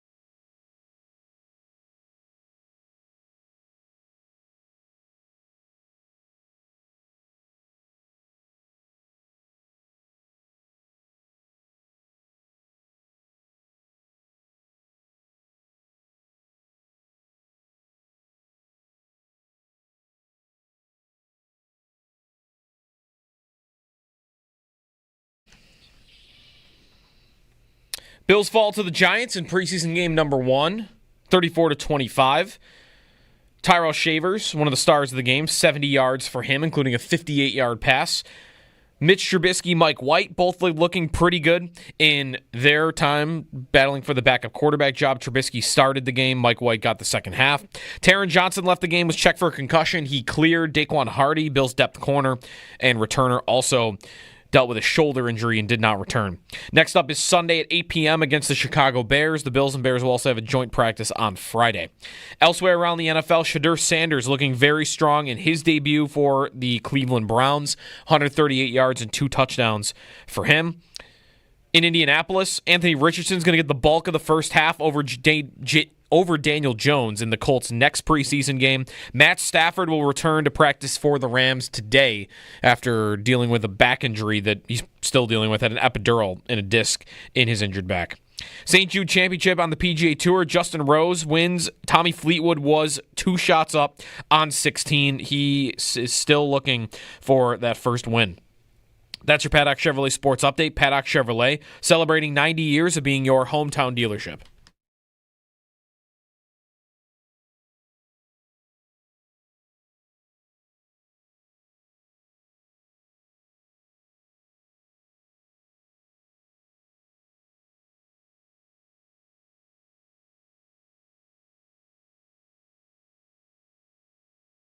You know what? I think I can go 45-yarder now. I believe now. It was cool. I mean, it was a great experience to be able to do it in the preseason game. You know, again, let's pray that I never have to do it again. You know, we have a wonderful kicker within T-Bass, but if anything ever does happen, at least McDermott knows I'll be able to kick a field goal if he needs it. All I can think about is either I'm going to have a great night tonight and have a bunch of Instagram followers, or my DMs are going to be talking about how I cannot kick a ball. That was my thought process throughout the whole time. But once I saw it going in, Brad was like, holy, it went in. And we were like, holy it did go in. So we that was pretty cool. Ray Davis. He'd kicked before. I think he said he hit a 50-yarder in high school. Mm-hmm. So, claimed he had a 50-yarder in high school? Yeah. That one there might be a box score of. Unlike this guy in Hawaii who says he hit a 78-yard field goal. Let's put you on it. You're going to find this box score for Ray Davis's high school 50-yard field goal? It's probably up. Let's see if I can find you're a regular Pablo Torre over here. Just, finds out. Yeah. Joe DiBiase finds out if Ray Davis got a 50-yard field goal in high school. Yeah, here it is. He set his school record for most 50-plus yard field goals with 4. Wow. So he had 4 50-plus yard field goals. Let's go, Ray Davis. You know, that field goal he made, it was great. I don't think that one would have been good from 50, though. No. A little low on the trajectory. It was a line drive. A stinger. Yeah. Yeah, he shot that one low. Got it through on the extra point. Good morning, Jeremy and Joe. Welcome to the preseason. How'd everyone enjoy the last 38 minutes of that game? Maybe you tuned it out? They reviewed a play for an hour and a half. I heard about that. I was not paying attention that moment, but I saw a reference on Twitter. Man, it is. We are back in review season. So you were gone by then? Yes, home. Okay, you were home by the time they were doing the. If it had been ongoing in the first half, that review, would you have left in the middle of it? Yes, that would have been quite possibly. Quite possibly. And they were what are they reviewing again? They were reviewing did he break the plane, completed catch, touchdown, all that Well, stuff. there was a first down thing, wasn't there? And they were waiting for the Hawkeye. We had one of those reviews too. But they never went to it, did they? Or did it just take forever? Not on that play, no. Okay. I don't know. It was all a blur. Once you start doing a review for too long, it's tough. 803-0550 1-888-550-2550.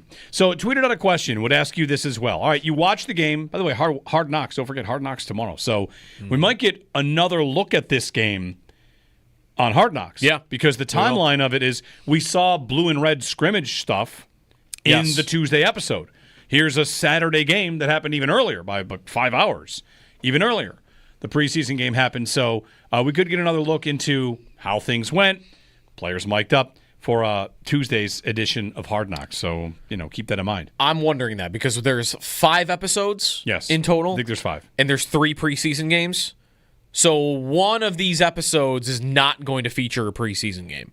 So maybe they include it. But if they have enough content from James Cook Week last week. And then maybe they say, hey, we don't need to rush this preseason game into it because we've got 3 episodes, 3 preseason games. That kind of works out. If we can do enough Cook. I don't know how much of it will be Cook. How much do the Bills have to say on that too? Because, I mean, there are coach meeting scenes from previous iterations of Hard Knocks that are like real, like back and forth conversations that you didn't really get from episode 1. You got a little bit of McDermott and a little bit of Joe Brady and a little bit of Bobby Babbitt, but that was more like them giving a speech in front of the players. Yeah. What I'm talking about more is like the coaches sit down and they're talking about this, and the coordinators are going back and forth about something, and the coaches going back and forth about something, and you didn't get that. So, do the Bills not want that stuff in there? Do they have the say to not have that stuff in there? They might. I wonder if they have the ability to say, yeah, we know you have to put some of it in there, but we don't want you putting any juicy James Cook stuff in here. I don't think they can stop the story from happening. They can decide if they want to comment on it, if Bean wants to give background on it, a conversation on it. Do they ask to speak with Cook? I don't know that either. It's all the Cook thing and then the Hard Knocks thing. Those are 2 conversations that kind of blend together. To your point, though, one of the criticisms of the first episode from people outside of Buffalo was that it was boring. Yeah. It was like, oh, check it out. The Bills, cool. They've got some cool guys. Great. Am I going to get to see anything interesting, behind-the-scenes stuff? I think it went over well for Bills fans because it ends up being a hype video for the Bills, and I don't know, we're into those, right? Yes. Let's go. Yeah. I saw the team in pads, saw the team throwing footballs, catching footballs, works for me. How do they tell the Cook story is interesting, whether or not we get a side of it, context of it. I don't know what to expect, is I guess what I would say. But he did not, oh, sorry. Good point. Blue and Red was a Friday, not a Saturday. I thought it was. Yes, right. Blue and right, Red is Friday, right. so 5:30, and the game was Saturday. Thank you for the clarification. Forgot about that. But on Cook, I don't know how it ends. Maybe he's just back at practice. Maybe they get closer together. It is interesting that the Bills are talking how like this hasn't happened with us before. Bean said that with us, right? 9 years here, never had a situation like this. So it probably won't be the last time it happens. It really might not be because they love to sign their guys early. And in the case of some players, that's somewhat easy to do. What would they do with pick a name here. What would they do with Parsons? Would they sign him after year 3? Because one of the things we've seen in the NFL, it used to be you got signed before your 5th year. Like in year 4th, you're going to get signed. After 4 years, 5th-year option, forget that, tear that up, re-sign. Then quarterbacks, it became, let's sign you after 3 because we'll get you cheaper because the cap goes up every year. And then wide receivers drifted into that market. Sign that guy after 3 years. Save money. This market is exploding. Would the Bills get out in front of a Micah Parsons, a Jamar Chase? I'm thinking if they draft a guy and he's elite, TJ Sanders, so good you can't even believe it. Would they get out in front of that after the 3rd-year contract? Maybe they would want to, and that player would say, whoa, the market is exploding. I'm going to wait. I'm going to go ahead and bet on myself, 5th-year option, franchise tag. Because, maybe. Because I don't mean this to sound like a slight. Half the reason I think the Bills have been able to get these guys and never have these issues is the only player they have that really has a case at the top of his position is Allen. Right. They don't have a Chase conversation. They don't have who else? Trey Hendrickson. What would they do with Trey Hendrickson? Like they pay Rousseau. Rousseau makes good money. He's a good player. Yep. He's not top 5 at his position. They didn't really have anybody that's franchise tag worthy. Dawkins, but they've always paid him as soon as they could. They got out in front of Spencer Brown before, and that's to their credit. So there's going to be the occasional time where they don't get out in front of it or the player doesn't want to get out in front of it. And I wonder if it's another position, if it's – because, we all know the running back context is important. Yeah. I think that's the difference. That really might be it. You ask if they would pay Micah Parsons after 3 years, and I think there is no chance in hell they wouldn't. Right. They definitely would pay. I mean, you ask about Jamar Chase and whether they'd want to pay him. I think they probably would if he was that good. And Jamar Chase was trying to get paid last year. Remember, he was sitting out of practices after his third year trying to get that contract. And with the Bills, I think that would be much more likely. It could be the elite part of this question, how good is the player? It also could be the position, because Cook, if Cook was McCaffrey, if he was Christian McCaffrey, prime Christian McCaffrey, he does it all, he's unbelievable, he's like the best position, he's the best running back in the sport, and he does everything. Would they have paid him after year 2? Or as soon as you could pay him? Would that already be done? Because even that I'm not really that sure of. I think it could be more about the position.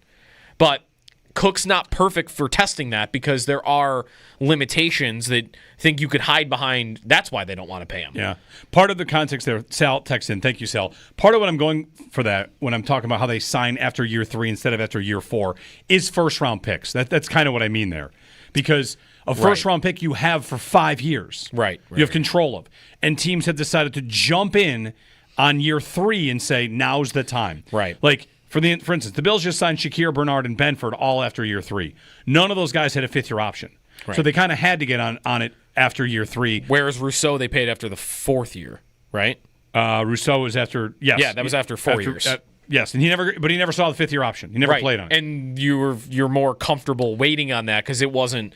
If you wait after 4 years for Shakir or any of these guys, then you have free agency to deal with. Rousseau, you're good. Right. They've been able to get out in front of it. All I'm trying to do is paint the picture of part of it is because they've been proactive. Part of it is because I don't think any one player has risen to the level of, will the Bills make this guy the highest paid at his position? And that's not what Cook has got to go all the way to, but he isn't going to go all the way to that. But would they make... They didn't even really need to ever do it with Diggs, right? No, like that's right. You know, for all the things that get said about Diggs never held out when he was he not criminally underpaid the whole time he was here? Maybe criminally is a little strong. He had I'll just put it this way. He had a claim to being the highest paid receiver in the league, didn't he? For 4 years, or is it 3 years? 3-4 years, Diggs had more yards, catches than anybody in the sport. And if I remember right about his contract, he was never the highest paid receiver in football. Would the Bills have done it if they felt like they needed to? I don't know. I don't know. It never really became a thing. Right. Age is a factor there, among other things. His highest per year was $24 million. And remember, it was $14 per million by the Vikings, and I don't think they ripped up that contract when he got here. I think it was extended. This is your contract, and we're gonna play it. Like, this is it. We're gonna play it for a year or two, and that I'll have to look back and see when they would have given. Did he ever even play on the extension, or did he just get the extension, get signing bonus, and then they're like, all right, never mind? His Vikings extension went through 2023. Okay. So he never. So they signed him to an extension. He never really actually played on it. No, he kind of played on the Vikings contract the whole time. But they gave him a check, which is why there's dead cap. That's right. Yeah. Anyway, 803-0550. It's just because he was the only guy he's the only other guy that you could have ever said on this team. I think like, oh, that guy maybe deserved the most at his position. Right. And they never got tested on it. Trey White there, right? Trey White. That's right. That's Trey a White. name there. And they got it done early. Yeah, that was early. He was highest paid in the league, but like for like a day, right? Like it was quick that they paid him, and then somebody else signed right after that. Then they signed Mitch Morse to the highest center contract in the league at the time. Okay, that's a good one. Also, this is all pre. The other thing that should be included here is this is Allen making $10 million a year instead of $50 million a year, right? Right. So anyway, if they're going to be a little stingier because you got to pay a lot of guys, which is something that they are, then this situation might come up a little more. Right. 803-0550. Part of it is because of the way they do business proactively. Why has this never happened before? Well, maybe because the stars haven't aligned. And I don't think it'll be the last time. The Bills extended Trey White after 3 seasons. Okay, there you go. First round pick. Yep. Never got to season 4. Yep. Never got to 5th-year option. Contract made him the highest paid defensive back in the league at the time. There you go. So there's an example of they would do it. Important position, elite. Yep. Which I wasn't saying any of that to suggest they wouldn't. It was more with Shakir, that's not a conversation. Like, he would never push for that money. And I would say the same of Rousseau, really. And I would say the same of Bernard. Benford maybe could have, but just didn't. Benford just signs. Yeah. Count your lucky stars. Jay on the cell. Hey, Jay, good morning. Hard Knocks. They always do that last week where they follow the 4, 5, 6 rookies to see if they make the team. Usually that's the week where there's no game on. Yeah. And right. Real quick, Sanders. What's via trade or release? Does he give them any salary cap relief? You mean Curtis Samuel? Yeah, I'm sorry, Samuel. Yeah. I apologize. So, I think you could slide that kid Shavers right in there, and I think I don't think we've missed a beat down there. I really don't. 'Cause like they always say, most important ability is the availability, and it doesn't seem like the other guy can get on the field. Yeah. Well, you wonder what their internal conversations are about Samuel and whether or not it's how frustrated they are versus he'll be fine. We don't need him until December anyway. Joey Bosa they signed knowing there's injuries and health management. Deion Walker they draft with some health issues. Like he's on a plan, then he's off the plan. Now he's good to go. How they manage Curtis Samuel's availability, we kind of don't know that yet, but it's definitely worth considering. And if he is unhealthy, they could IR him, designate him to return if he's not ready by the time the season begins. Or if he returns this week, I guess he's got to show that he can hold off Tyrell Shavers. I've got a slight comparison. It's a much smaller investment. Remember Jamison Crowder? Yes. Right? Hey, everybody. Cup of coffee. But Jamison Crowder came here to camp and was hurt. Yeah. The whole time. That's right. And we thought, is he not going to make the team? And then he did. And then he left.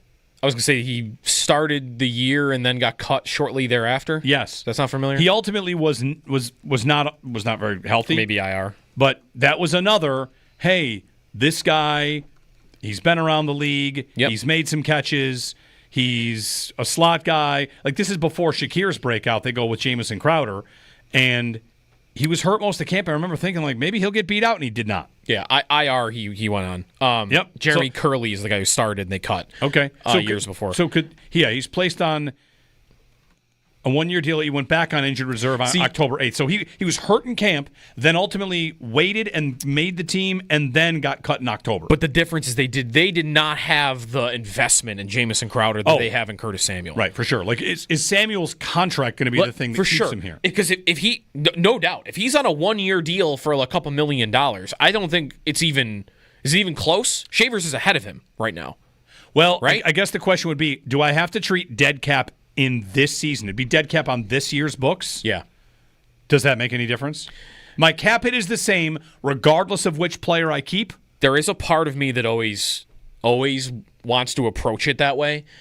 I don't know that they would, or that I think teams talk like they would approach it this way, but they don't always, which is that $7 million that's on your cap for Curtis Samuel this season, assuming you don't trade him, is already spent. Yes. Like, it is, forget about it, because it's there. Now it's a conversation of, I've already spent $7 million.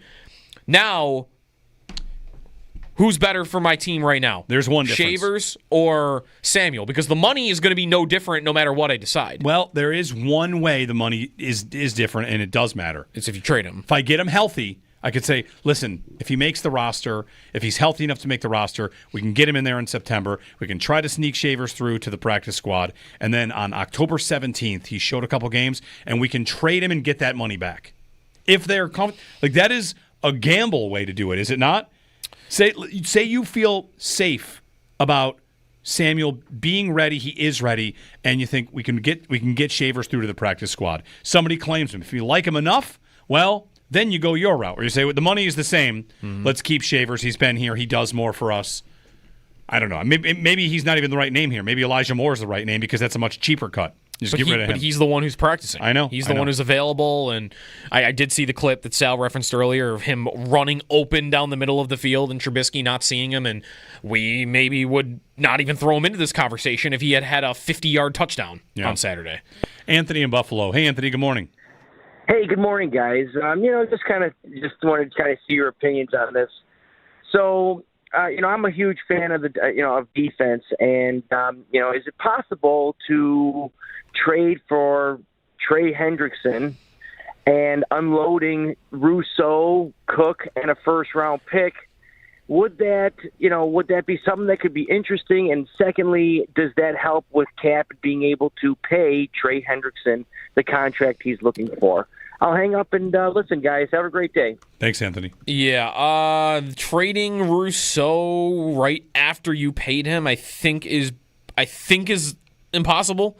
But I guess I'm not sure about that. Yeah, you would be suffering a $28 million dead cap figure for next season if you did that. Hendrickson's cap hit this year is $18 million.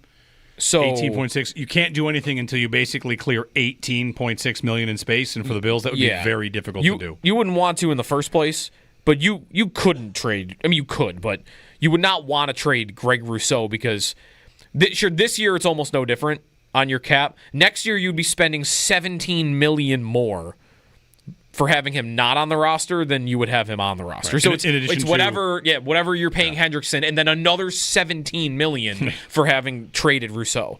So no, I don't think his inclusion in the trade makes any sense. If you want to go Cook and somebody else, am I about to reset the in a Madden level a Madden fake trade? You want to reset the counter? Days it's gone. I haven't said him. We still haven't said it. We haven't said it. Say it. We don't need to say it. Days since someone has suggested trading A.J. Epinesa, set it back to zero.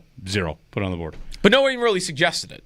Well, he used Rousseau. He did. But if you're using a defensive end that could also save you some cap space, that's the one. But I don't think that's likely. I think the ship has kind of sailed on trading for the big guy. For this Epinesa, year. Right, for this year. Epinesa's cap hit and dead cap, they would save a little bit of money. Right? On Epinesa? Yeah. If they he's the same as Samuel, I think. I think if you trade him, you save a bunch of money, and if you cut him, then it's pretty close to the same. I think that's the deal with him. It will get interesting with Samuel. IR designate to return could get you there. 803-0550. I don't know what else happens. Mark in West Seneca. Hey, Mark, good morning. Morning, guys. I'm just wondering, with the contracts and people holding out, who decides on the penalty for that? In the case, so I can give you an answer here. If a player is on their first contract, like Cook is, entry contract, teams can just basically waive the fines that a player gets for missing practices and all that. If they are on another contract, those fines are not. You cannot waive those, as I understand it. So someone like Terry McLaurin, Trey Hendrickson, Cam Hayward, these guys are rolling up fines that the team cannot just waive. Where Cook, if the Bills signed him today, I don't even know that he has been waived. I don't even know that he has been fined because he's been at practice, he's been in meetings. But if he were picking up fines, they could just waive them upon signing the new contract. Have you ever heard of a contract where if the person doesn't perform to a certain standard, they don't get paid that amount? What do you mean? Like they have a season that they're terrible. Can the team then say, okay, you didn't you perform up to our expectations, we're not paying you what you're supposed to? I mean, that's pretty routine that a guy will sign a big, long contract. It's not guaranteed, and they'll just cut him right out. Okay.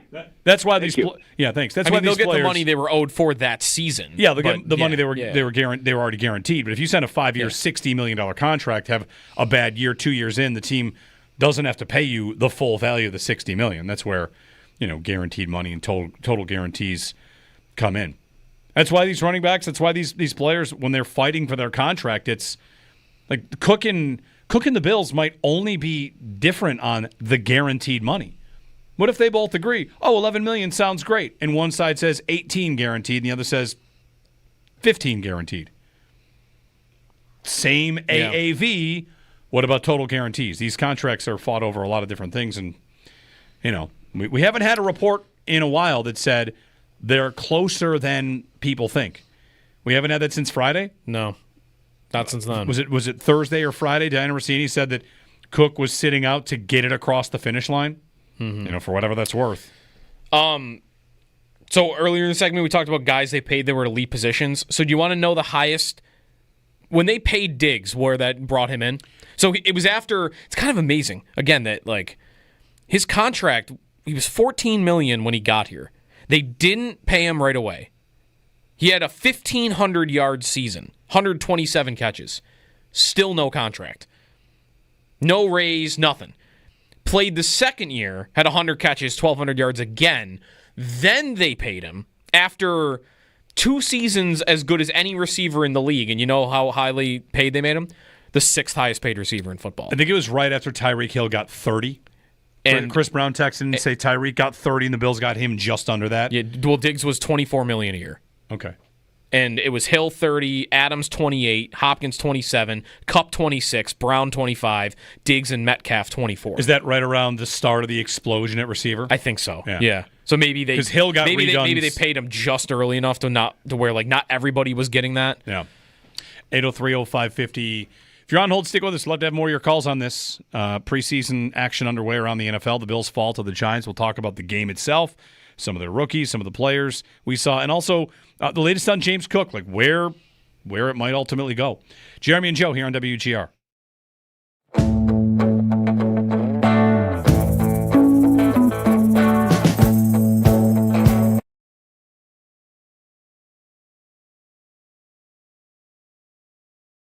And one of your arrow ups was Joe Andreessen at linebacker, who I just feel like every time he's out there in the preseason or training camp, AAA insurance. I don't know that we've ever heard really a negative storyline about Andreessen. It just feels like anytime he gets a chance, no matter what environment it is, he does well. And you would say Saturday was another one of those? Everything's all kind of bundled together. Sean McDermott told us companies want you to this bundle, week, of course. Said, one thing I'm a big AAA fan of can do for you is find out which bundle is the best. They work with their top-rated carriers. He is so when a football player, and how can you not be a fan of his? He just shows up to work every day. He's a lunch pail guy.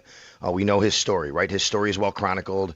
From Buffalo, Lancaster High School, University at Buffalo. He went to Bryant to play college before that. This guy's never been given anything. He actually had a couple of looks before, even going to the Bills. I believe he went to the tryout for the rookie tryout for the Chiefs, and they didn't give him a shot, and the Bills did, and then they said, okay, we'll give you a shot, and he actually makes the roster. And now, Joe, he is clearly, I think he already would have been the guy backing up Terrell Bernard, although notably Bale Inspector was not having a bad camp until he got hurt again. But it was always the availability issue of Bale Inspector. Now Bale Inspector's not available. He's not going to be on the team this year. He went on IR. He reverted back to the Bills, by the way, but he is on IR, so they can't use him this year. I think Joe Andreessen showed exactly what Joe Andreessen showed since last year, and even more so of it, which is incredible instincts to know how to get to a football. Great tackling ability. The thing that I noticed about Joe in the OTAs and minicamp, and it's showing up in preseason again, is he diagnoses passes very, very well. He sees something happening, knows where to get to that guy who's going to get that pass. I saw him get beat once pretty cleanly in a swing pass at training camp, but that was really the only time. Usually he knows, and I'm not talking running with guys down the field, guys. I'm talking about going straight ahead, seeing something develop out of the backfield and saying, that's my guy to get there. Because we already know that the run instincts are there and the tackling ability is there. And I think the Bills are in very, very good hands at their backup middle linebacker spot and even their backup weak side linebacker spot with Dorian Williams, even though he's just coming back from injury, because we saw that he can make plays last year. With Milano and Bernard, if they can get healthy together, I think the Bills have a very, very stable and consistent foursome at linebacker if they need to turn to any of those guys.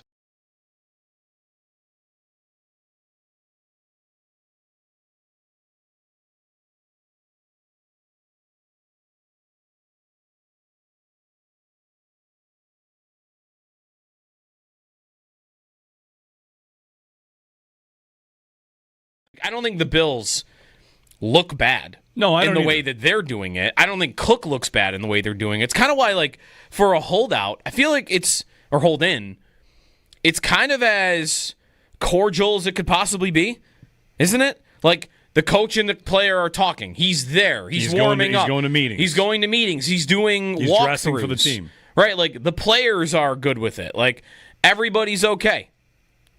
I guess, except Cook wants to be paid. That's the part of it that hasn't happened. But everybody seems like they're okay. If he's not going to sit out regular season games, I don't really think this gets to a place where it's that ugly. But I don't know that he wouldn't sit out regular season games. I don't know that they know whether he would sit out regular season games or not. I think they might think right now in a private room like, oh, there's no way he's going to sit out games. But maybe they don't know. Maybe he would. Maybe he doesn't know. Does his agent know? Have they? I wonder if his agent knows. Have they gamed that out that far? Who knows? That's what they would need to be discussing now, wouldn't it? Like if I'm Cook's agent and we've gone down this road and we want a certain number, we feel like we're not there with the Bills and maybe we're at a stalemate. I don't even know what they're at. And we're sitting here on August 11th and preseason game number 1 has gone by. What am I asking my client this week? Isn't it, how far do you want to take this? Or you want to go the next couple of weeks and just see and just see if they come to us or if not, what do you want to do if a month goes by and we're not any closer? Or Cook asks the agent, how far are we going to take this? Right, the other way around. Is the agent running the show? Is Cook running the show? I don't always like to assume the agent is. The player has agency to do what they want. So long, all the fields are gone. Fella stopped me on the street last night, said everything's alright. Roller coaster, make it through the day upright. It seems your meal ticket is gone, but life goes on. I could never imagine something better. Yeah, right. Now you're cooking on high heat in the middle of the street. Roller coaster, take me to a better time. Let's go. All sing your high line with the roller coaster of life. Yeah. It's time to all choose your timeline on the roller coaster of life. Oh. Bills fall 34-25 to the Giants in preseason game number 1. Jackson Dart, Giants' first-round quarterback, looked very good, as did their top pass rusher, Abdul Carter. Tyrell Shavers went for 70 yards. He had a big catch, 58-yarder. Mitch Trubisky, Mike White, both looking pretty good. You can check out all of the breakdowns from Sal Capaccio and his arrow up, arrow down article at WGR550.com. Next up, Sunday, 8 p.m., Bills will be at the Chicago Bears. 2 more road preseason games, then it's on to Bills and Ravens. Elsewhere around the NFL, Shadur Sanders looking very strong. 2 touchdowns in his debut preseason for the Cleveland Browns.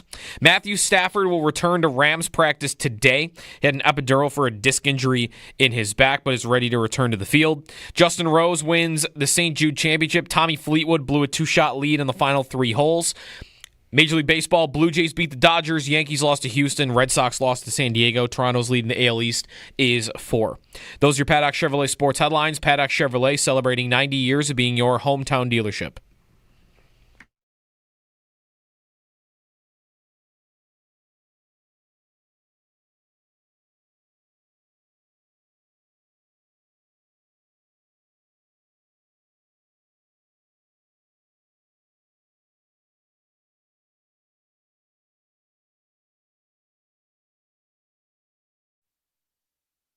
But in the end, this statue isn't just for Pats fans. It'll also give all the Jets fans something to throw their beers at as they leave the stadium every year. Probably in the second quarter. Maybe the third. Tom Brady had a statue unveiled. If we're getting real picky, the head looks a little small. It looks a little small. Listen, we've seen some bad statues. Yeah, that's right. This one's fine. It's not that bad. It's not Dwayne Wade bad. Just tell you that. It's not Ronaldo bad. The Ronaldo one. Ronaldo's pretty bad. The teeth are like crooked. You're right. I'm looking at it again, though. You are right. I didn't notice this the first time, but his head is kind of tiny. Looks a little small. Yeah. That's all. Jeremy and Joe, good morning. Some news from the sports world and UFC. So Dana White tweeted this out, a historic deal. Paramount and CBS will carry UFC fights. There will no longer be a pay-per-view model. That's nuts. UFC is now just available if you have Paramount and CBS. Yeah. Yeah. More affordable, accessible to view the greatest fights on a massive platform. This deal puts UFC amongst the biggest sports in the world. The exposure provided by the Paramount and CBS networks under this new structure is a huge win for our athletes and anyone who watches and loves this sport. So, the days of UFC pay-per-view are over. You still have to pay to get Paramount, but all the fights are on Paramount. But, I mean, if you just have Paramount for, what is Paramount, like $14 for all of it, like per month, versus a $50 pay-per-view or something every couple months, every month or two. That is wild. I would have thought more things would go into the pay-per-view model, not the other way around. Sports leaving the pay-per-view model. So really it's not just boxing. That's it. It still doesn't. 803-0550. Have a Twitter poll up, and I want to read you one of the responses here from Tony, who asks, what kind of poll is this? They're all going to make the team. Have a Twitter poll up. Elijah Moore, Curtis Samuel, Tyrell Shavers. Who will be odd man out? The reason it's up is because we think maybe one of them might be odd man out. Do the numbers on receiver. Shakir, Coleman, Palmer, Moore, Samuel, Shavers. They're going to carry 6. Well, the thing is Laviska Shenault on the roster for returns? The other thing that makes it tough is if McDermott calling Tyrell Shavers a true Buffalo Bill, and is this his second or third offseason with the Bills? Second? Or is it his third at this point?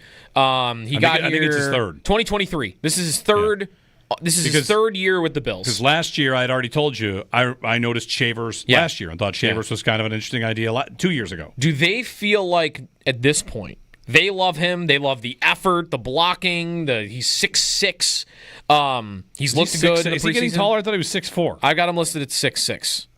Although I'm looking at his college profile that's up for me, I think and sometimes colleges lie a little bit. I think he's 6'4". Okay, 6'4". Is he at a point now? I saw someone, John Scott maybe tweeted this out. One of the Bills guys tweeted this out during the game. You might not be as confident that if you don't keep him, that he will get to your practice squad.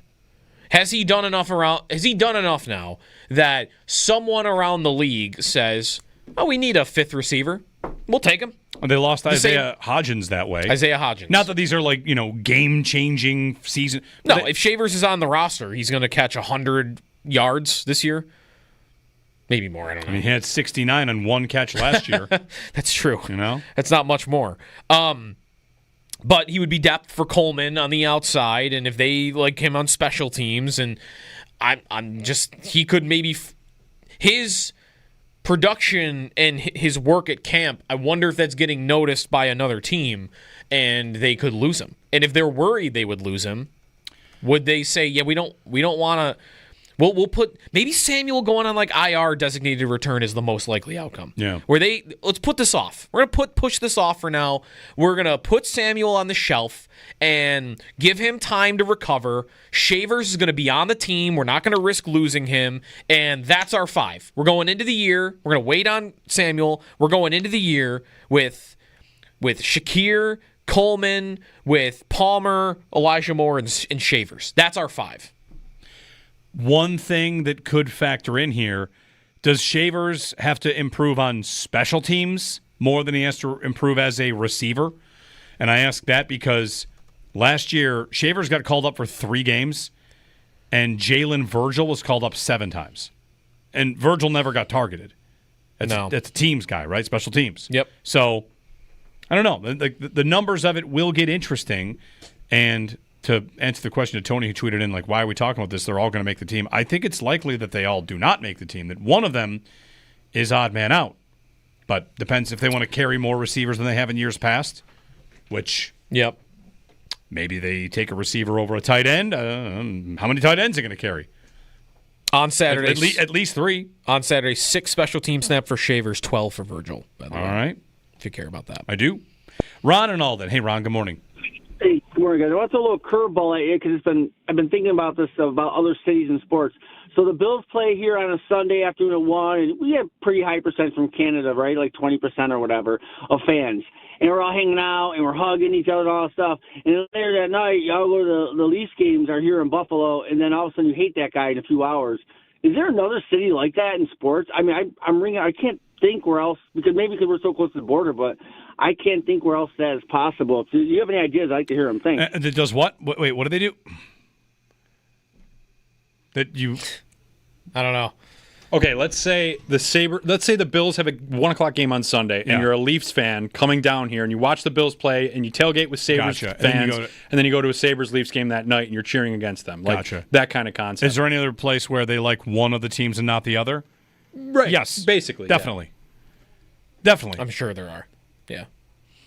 Well, no, also the level of, like, the rival. Like the. Are we really big rivals? I don't think they care. I don't think they care about the Sabres at all. Yeah. I don't either.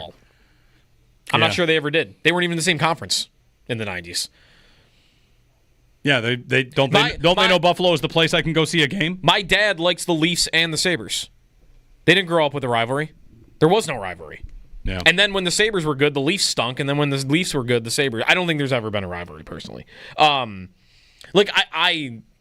have my own feelings about them taking over the arena, and I can imagine what a rivalry would be like if they were both good at the same time, but they're not.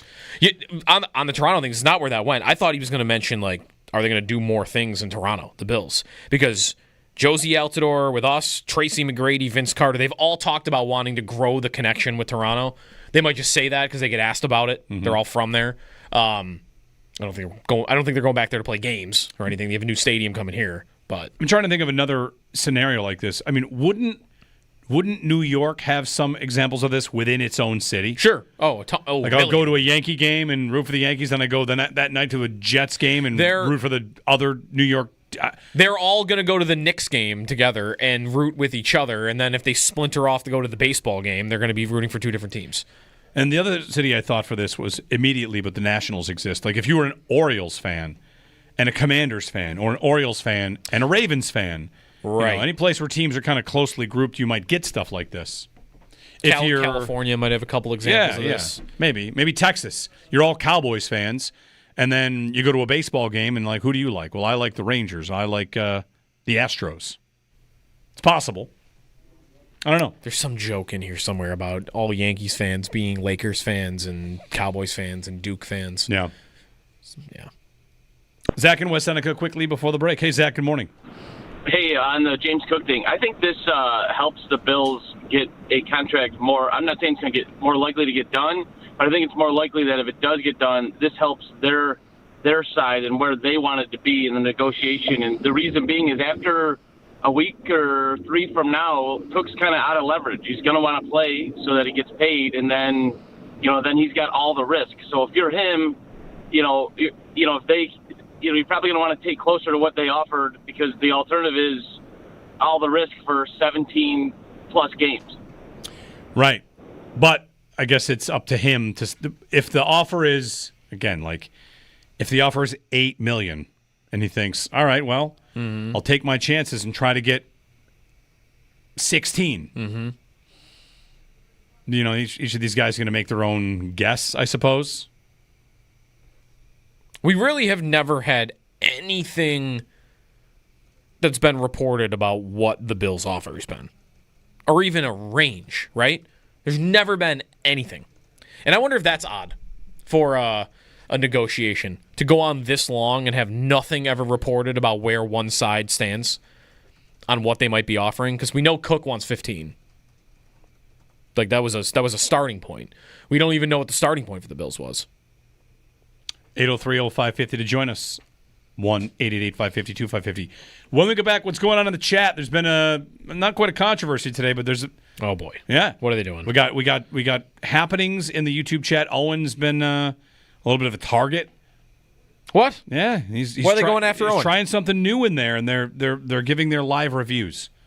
Interesting. And I'm told there's a new. He's got like a hold music for them in there, and then I don't know if they hold like music. Hold music, yeah. We'll check in on that. Jeremy and Joe on WGR. You seem to easily forget how to place your bet. When everyday life gets you down, you gotta steal the crown. Got to own it. Don't Dreesen, I think, was another guy that seems to have a good preseason game every time he's out there. And he's there with the starters, right? Yep. He's there with the starters on Saturday, and he looked good again.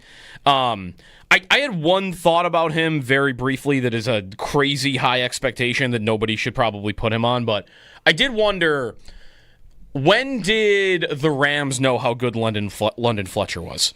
Like when did they at first ask the question, hey, this guy might be great? Again, like, not saying that's Andreessen, but I'm comparing them because Fletcher was also a very short, undrafted middle linebacker out of a smaller school. Didn't go to an SEC powerhouse or whatever.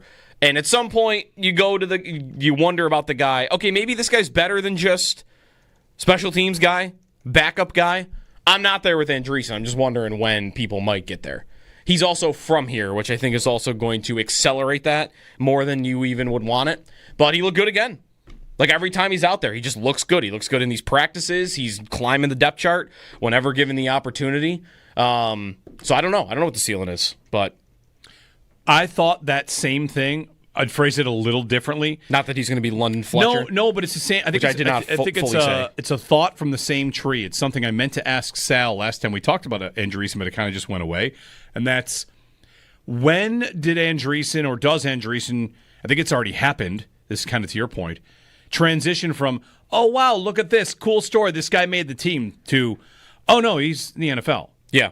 And I wonder, for Andreessen himself, right?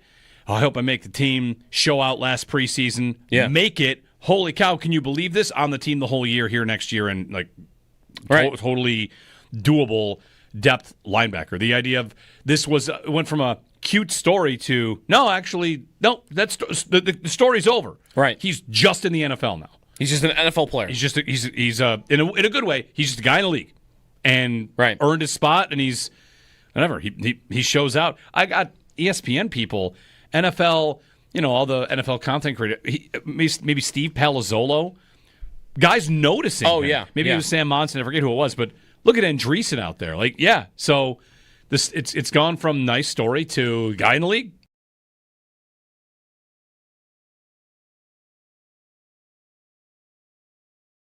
I don't think the Bills look bad. No, I don't in the way that they're doing it. I don't think Cook looks bad in the way they're doing it. It's kind of why, like, for a holdout, I feel like or hold in, it's kind of as cordial as it could possibly be, isn't it? Like, the coach and the player are talking. He's there. He's warming up. He's going to meetings. He's going to meetings. He's doing He's walkthroughs. dressing for the team. Right, like, the players are good with it. Like, everybody's okay. I guess, except Cook wants to be paid. That's the part of it that hasn't happened. But everybody seems like they're okay. If he's not going to sit out regular season games, I don't really think this gets to a place where it's that ugly. But I don't know that he wouldn't sit out regular season games. I don't know that they know whether he would sit out regular season games or not. I think they might think right now in a private room, like, oh, there's no way he's going to sit out games. But maybe they don't know. Maybe he would. Maybe he doesn't know. Does his agent know? Have they? I wonder if his agent knows. Have they gamed that out that far? Who knows? That's what they would need to be discussing now, wouldn't it? Like, if I'm Cook's agent and we've gone down this road and we want a certain number, we feel like we're not there with the Bills, and maybe we're at a stalemate. I don't even know what they're at. And we're sitting here on August 11th, and preseason game number 1 has gone by. What am I asking my client this week? Isn't it, how far do you want to take this? Or you want to go the next couple of weeks and just see and just see if they come to us, or if not, what do you want to do if a month goes by and we're not any closer? Or Cook asks the agent, how far are we going to take this? Right, the other way around. Is the agent running the show? Is Cook running the show? I don't always like to assume the agent is. The player has agency to do what they want.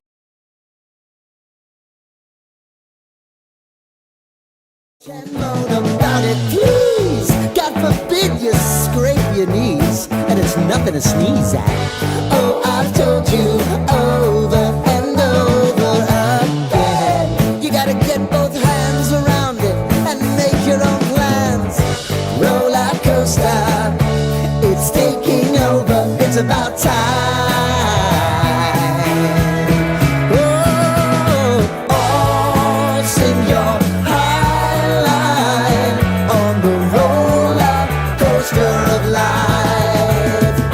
Got to all choose your timeline with the roller coaster of life. Roller coaster.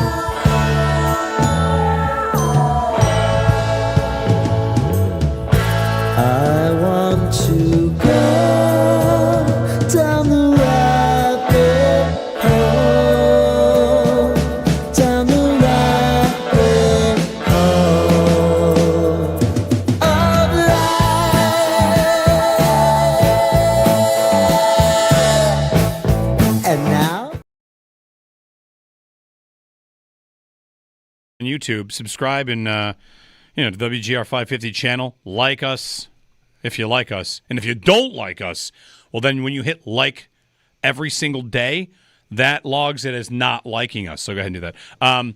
What are they after today? They're after Owen Parker. What's going on? Why are they after Owen? They're getting after me today. I cannot take credit for this musical idea for our YouTube break. So when you guys go to commercial on the show, obviously commercials play over the radio. Yeah. But YouTube, we've got nothing. So I started a few months ago playing clips of whatever, highlights of the show, interviews, stuff I think's interesting. Little rewind segments. Yeah, okay. exactly. And you use a little graphic that says rewind. That way you know you're not listening to something that is live. You know it's an old take. Right, exactly. And G's solution, our afternoon producer for the YouTube stuff, was to find a royalty-free song to just play similar to what you mentioned, like sort of elevator music, waiting music. You're not...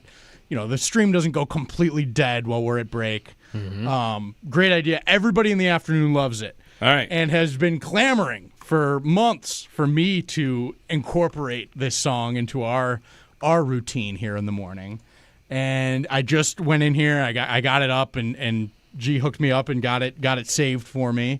And started playing it, and it is getting mixed reviews. Okay, so you have just a song? It's like a royalty-free song that we are able to use during the YouTube breaks that is background music? Right. Okay. It's just sort of filling time. Can we hear it? Can you get it to Josh so we can hear it? I can get it to Josh, I'd like to evaluate this. Would you describe it as like elevator music, or is it... it's... The first time I heard it, I actually panicked a little bit because I was like, "Oh, gee, you're going to get us in trouble. This is music. We're not allowed to use this. This is not allowed." But it's like this guy's got a full album of royalty-free stuff that won't get claimed by copyright. So anyone similar to what we're doing can use it on something like YouTube and get away with it. So I'll get that to Josh in the break here, and we'll reveal to all our terrestrial listeners. Make it the bump at the top of the hour. Just going to play this music. There you go. All right. Is it like... I don't know how I would describe it. I mean, now I'm very excited to hear it. It's interesting. How does it make you feel? That'll be our question here. This music makes me feel. Yeah, chat. Tell us how you think the music will make Jeremy and Joe feel, and then we'll see how accurate you are with your description. What else is going on in here today? Anything in this chat? Just the standard operating procedure of fair enough. Random things that I would like not to be in there being in there, but yeah. All right. Well, hey, subscribe to the YouTube page. Jump in, make a comment, see what these. What am I call these people in here? Listeners, streamers, watchers, viewers, anything, commenters. They do it all. They wear many hats. That's right. All right. 803-0550. Thoughts on the preseason opener against the Giants? Thoughts on James Cook? Welcome as well. Jeremy and Joe on WGR. It's about to leave. Oh, roller coaster. Oh, roller coaster.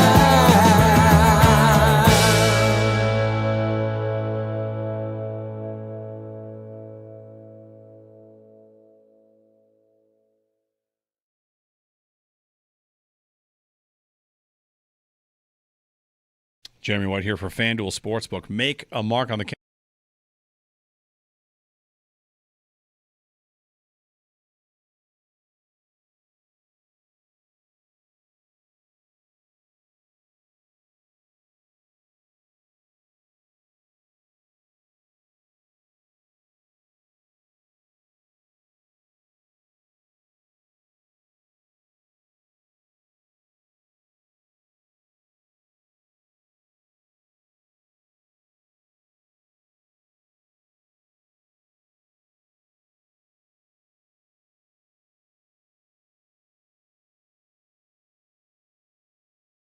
Sal, on the defense, and one of your arrow-ups was Joe Andreessen at linebacker, who I just feel like every time he's out there in the preseason or training camp, like I don't know that we've ever heard really a negative storyline about Andreessen. It just feels like anytime he gets a chance, no matter what environment it is, he does well, and you would say Saturday was another one of those?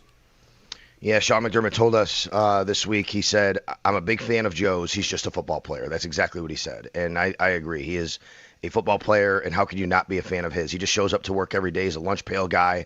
We know his story, right? His story is well chronicled. From Buffalo, Lancaster High School, University at Buffalo. He went to Bryant to play college before that. This guy's never been given anything. He actually had a couple of looks before, even going to the Bills. I believe he went to the tryout for the rookie tryout for the Chiefs, and they didn't give him a shot, and the Bills did, and then they said, okay, we'll give you a shot, and he actually makes the roster. And now Joe, he is clearly, I think he already would have been the guy backing up Terrell Bernard, although notably Bale Inspector was not having a bad camp until he got hurt again, but it was always the availability issue of Bale Inspector.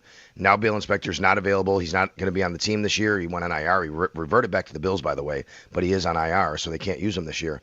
I think Joe Andreessen showed exactly what Joe Andreessen showed since last year, and even more so of it, which is incredible instincts to know how to get to a football. Great tackling ability.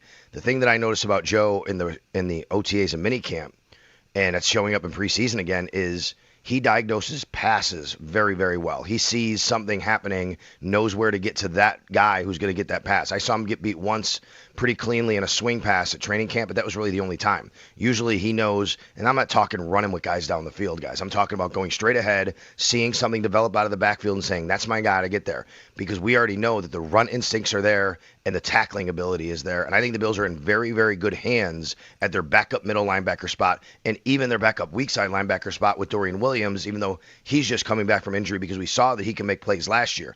With Milano and Bernard, if they can get healthy together, I think the Bills have a very, very stable and consistent foursome at linebacker if they need to turn to any of those guys.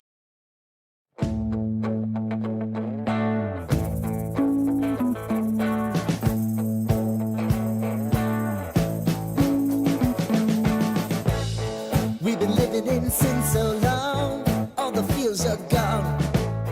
Fella stopped me on the street last night, said everything's alright. Roller coaster, make it through the day upright. It seems your meal ticket is gone, but life goes on. I could never imagine something better. Yeah, right. Now you're cooking on high heat in the middle of the street.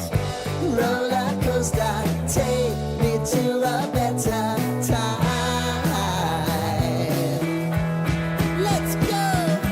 All sing your high line with the roller coaster of life. Yeah. It's time to all choose your timeline on the roller coaster of life.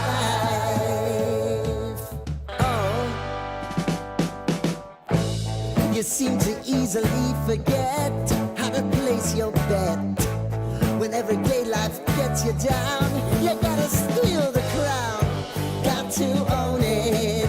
Don't bitch and moan about it, please. God forbid you scrape your knees, and it's nothing to sneeze at. Oh, I've told you over and over again. You gotta get both hands around it and make your own plans. Roller coaster, it's taking over. It's about time.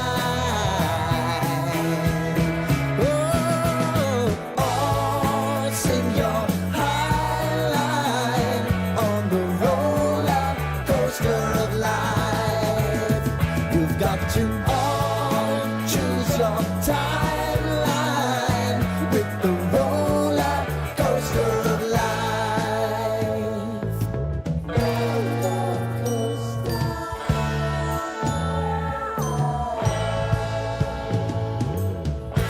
I want to go down the rabbit hole, down the rabbit hole. Saturday, the Bills fell to the Giants in their first preseason game of the season, 34-25. Jackson Dart and Abdul Carter, the rookies for New York, looking very strong in their debuts. Tyrell Shavers went for 70 yards. Taron Johnson left the game with a head injury, checked for a concussion. He cleared to return but did not. Also, Daquan Hardy, Bills' backup cornerback, left with a shoulder injury, did not return. Next up, 8 p.m. Sunday against the Chicago Bears. Elsewhere around the NFL, Shedeur Sanders looking very strong in his debut, 2 touchdowns for the Browns. Eagles guard Landon Dickerson going into an MRI on a right knee injury today. He was carted off the field yesterday in Philadelphia. Anthony Richardson will get the bulk of the snaps over Daniel Jones in the first half for the Colts' next preseason game. Matthew Stafford will return to Rams practice today, coming back from a back injury. PGA Tour, St. Jude Championship. Tommy Fleetwood still doesn't have that first win. He was up by as many as 4 or 5 at one point and had a 2-shot lead on 16, but he blows it. Justin Rose wins the St. Jude. That's your Paddock Chevrolet Sports Update. Paddock Chevrolet celebrating 90 years of being your hometown dealership.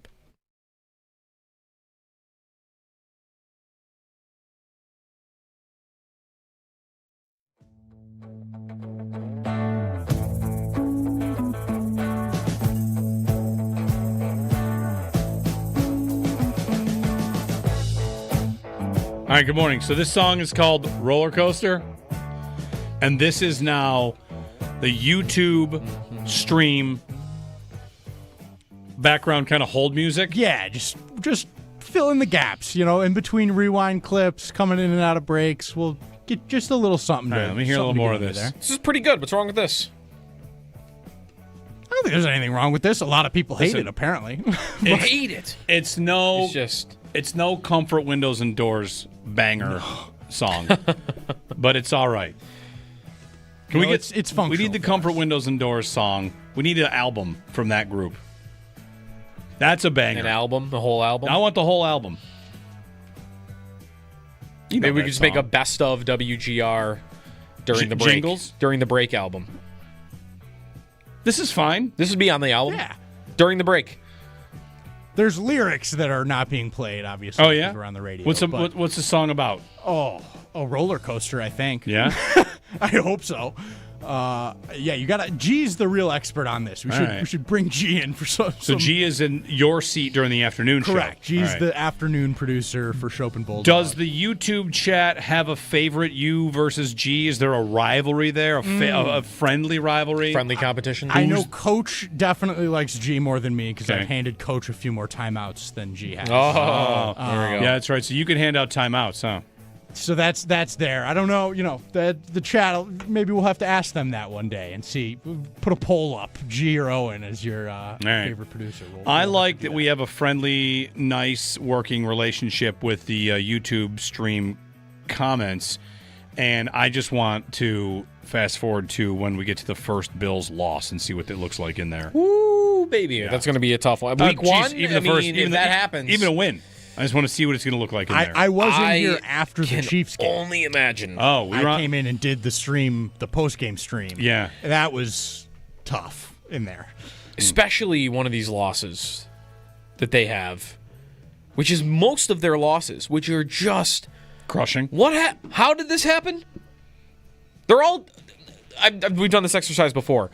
Other than the Ravens game last year, all of their losses for the last 5 years are just ridiculous. The same version of what happened? Kyler Murray threw a Hail Mary, or what happened? It was 60-mile-per-hour winds, and the Patriots threw the ball twice. They fumbled a quarterback sneak out of their own end zone into their own end zone, and that team recovered the ball. Right, or Allen slipped on a QB sneak.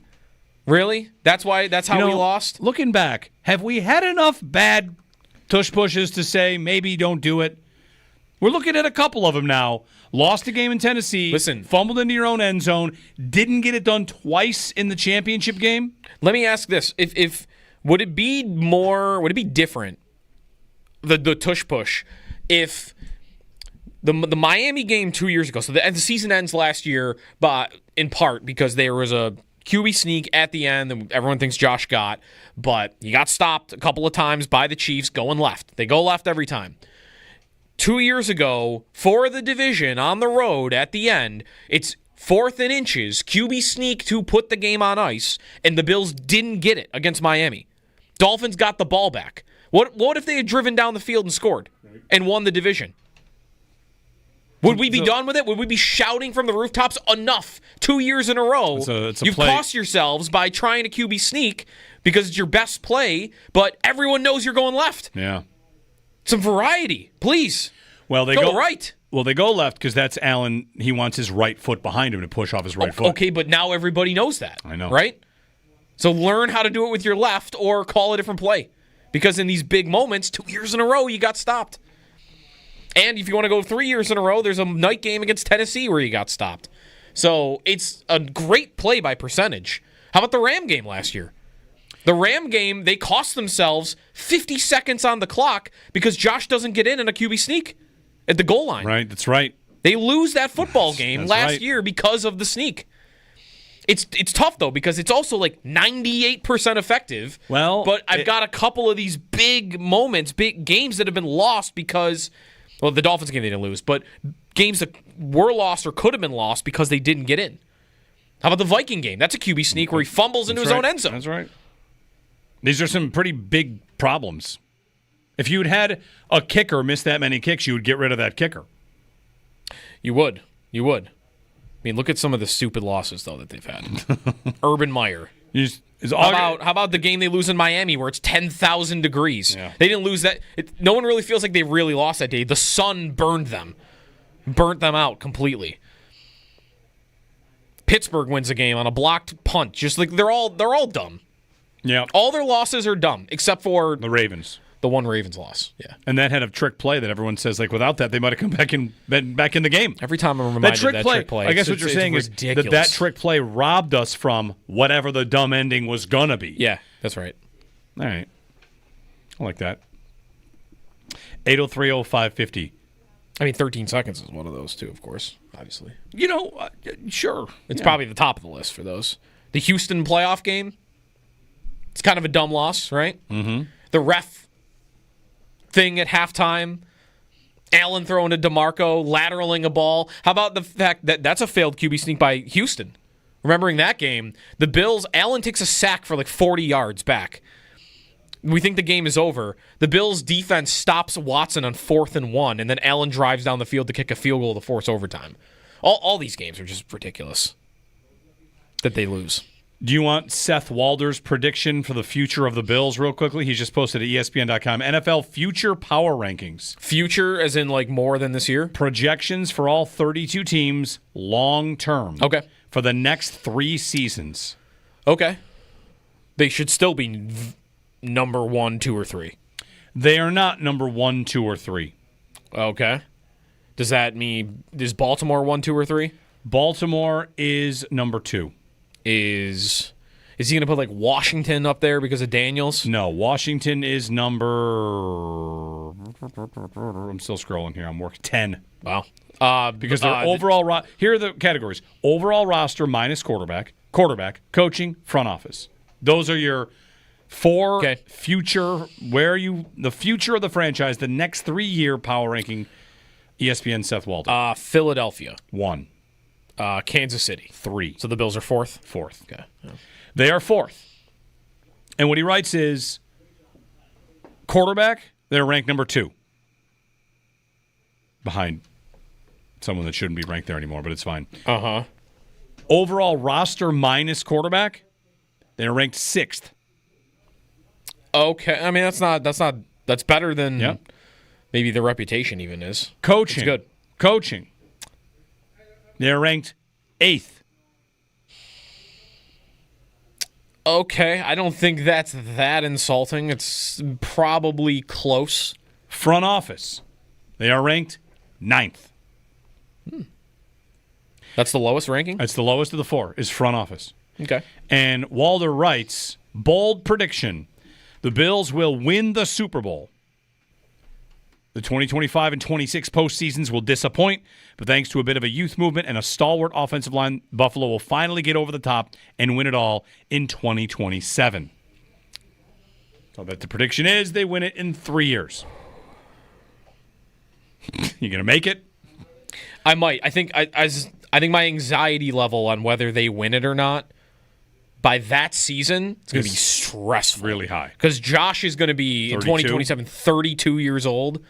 Like stress level is going to start going up as he gets into his 30s. And if they are playing for the Super Bowl and he's 32 years old, that game, he's predicting they'll win in 2027. Yep. You're going into the 2027 Super Bowl. They don't have one yet. Isn't a little piece of you going to feel like this could be it? Whether they win or not with this quarterback. He's 32 going into that game. This could, not saying it has to be, but this could be it. We got to win this one because this might be our only shot. Well, one thing I would wonder is are the same GM and coach in place? Without making the Super Bowl in 2027? Mm-hmm. He doesn't say they won't make it in either of those two, just that the seasons end in disappointment. Just one guy's prediction. Anyway, okay. Mike in Virginia. Hey, Mike. Hey, guys. How are you? Very good. I just wanted to ask a question. I loved a lot of what I saw in the preseason game, and I think Hancock makes the roster for sure because he's an excellent Taron Johnson successor. I think he's a great plug-and-play. Johnson, to me, is like one of one on the Bills. I love him. But I've always wondered, like, what are we going to do when he starts to get too fragile, too over the hump? You know, he made one tackle the other day and, was slow to get up. And it's like, uh-oh, here we go. Just wanted your thoughts on that. Love the show, guys. Thanks. Yeah, thanks, Mike. That tackle, I know what you're saying. I don't think that's he got hurt because he's fragile. I think that's he got hurt because he's tough as nails and decided to attempt to destroy he's an animal. A large player. Yeah. Who's the guy that he hit? I'm going to pull up I don't know. I want to know the size difference between this tight end. Was it is it Theo Johnson? It might have been Theo Johnson. I'll go back and find it. Might be. I was searching for it. I found a tweet by Jared Bailey, who covers fantasy, and it's like the no one meme. No one, nothing. Taron Johnson in a meaningless preseason game, and it's the kid in The Simpsons going headfirst through the window. Yeah, that's him. Yeah.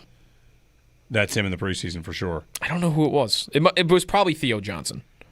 I'm going to find out. If there were the starters in there, 89 for the Giants. That's who it was? 89, yeah. 89 for the Giants is because I want to see how much weight is he giving up to this guy that he, blasts full speed. No, not. I don't want to sort by age. Greg Dulcich. Okay, Greg Dulcich. Who's 6'4", 245. And Taron Johnson is? 5'10", 180 is my guess. So hitting a guy 50, 60 pounds. Taron Johnson, 5'11", 192. Okay, so 50 pounds. 5 inches and 50 pounds bigger. And he chops him. Yeah. Nice play. It really is kind of incredible that Taron Johnson is going into his 8th year with the Bills, has played 100 football games on the nose for them at 5'11", 192, basically playing linebacker. And he's still really good and holding in there as much as he can. He gets injured, right? Sometimes. He gets some concussions. I mean, he's played 12 games, 17 games, 16, 16, 16, 12. He's normally out there. Yeah. Yeah, but I wonder if we're underappreciating how tough his job is, how tough he is for playing this long at a position where you are constantly giving up 30, 40 pounds to guys. For Jordan Hancock, he was right. Potential nickel, safety. Yep. Ohio State, right? Mm-hmm, yep. And that versatility, we'll see what the Bills ultimately kind of turn him into. He's back at safety when he makes his pick, which it gets called back because of the neutral zone infraction. By Landon Jackson, yeah. Did Patrick Mahomes say that this play should have gone on what? On Jordan Hancock's Hall of Fame reel, but it got called back because the guy was in the neutral zone? Let's revisit that moment. Remember that? Oh, wow. They're going to take it. That might have been the most fun week of the Bills-Chiefs rivalry. It really wasn't was, it? because they were such babies. It was really great. He was a baby about it the next day, too, on the radio. They're going to take this off his Hall of Fame reel because if a guy was in the neutral zone. What a joke. I'm so glad we got to call that back. He was talking about it with Josh while he was shaking his hand, he was such a child during that. It was rough. Rough for them. And then, they won like they do a lot. Worst team in Seth Walder's 32 overall power rankings? The worst team is going to be the Steelers. It's the Saints. That makes sense. I mean, their roster's terrible. They don't have a quarterback. Their coach, what? Yeah, I mean, like... Well, see, Kellen Moore could be good, but he hasn't coached a game yet. Yeah, that makes sense. Tyler Shuck had a pick six and a deep touchdown in the preseason. Did. Who impressed you? Who did you see that you were impressed with? Travion Henderson. Okay. Looks awesome. He was flying on his kick return. Super fast. I think he's going to be a stud. Abdul Carter, of course, in our game was amazing on Saturday. Mm-hmm. Sanders was good. Who else was good over the weekend? Torrey Horton continues to, everyone's like he's going to start. Torrey Horton. He's a fourth round rookie, right, for Seattle. I think he was a fifth rounder, wasn't he? Or fifth rounder even. He's going to start. Fifth rounder. For Seattle. Probably taking on the Metcalf spot, honestly. Yep. So he continues to do that. And, the one other thing, negatively, the Dolphins are getting more and more criticism every day that goes by. I saw a thing McDaniel was using Achane in short yardage, which is the thing Tyreek Hill said they shouldn't be doing last week, and Achane got stuffed on every single one of them. I think Tua was fine. He threw 5 passes, whatever. But Miami looked a little unpolished, I guess. But preseason pledge. Preseason pledge. The Browns are not naming their starting quarterback for the second preseason game. Okay. I mean, Sanders looked good. He had a good game. I mean, it's... Are we counting the preseason or not? Well, I will say this about showing out in the first preseason game, which Jackson Dart looked pretty good against the Bills. That makes a third consecutive preseason where a drafted quarterback gets his first action against the Bills, and we come out of it saying, that guy looked all right? Didn't we feel that about Caleb Williams last year? He made 2 throws that were really impressive. Yep. And we felt the same about Anthony Richardson. Ooh, a couple of highlight reel throws. I mean, that looked pretty good. When it's the preseason, and wins and losses don't really matter, you kind of get inflated on the nice plays because, hey, the nice plays count, the bad plays don't. Whatever. Jackson Dart, though. Good for him. Trying to find anybody else that was good in this week of the preseason. How about Joe Milton? 17 of 29, 143 yards. Saw a couple highlights of him. I saw a story that Joe Milton threw a golf ball 200 yards. No, that can't be right. 200 yards? Yeah, I want that to make sense. That doesn't seem physically possible. How far would you throw a golf ball? I don't think How far would you expect to throw a golf ball? Versus a football? Yeah. How far can you throw a football, you think? 25 yards? No, I know at one point how the farthest I threw a football. What was that? 50 yards. You threw 50 yards? I threw a football 50 yards. 50, 52 yards is the longest I ever threw a football. Okay. Because I remember Were you watching... measuring it? Yeah. Standing on a football field and threw a football. Okay. 52 yards.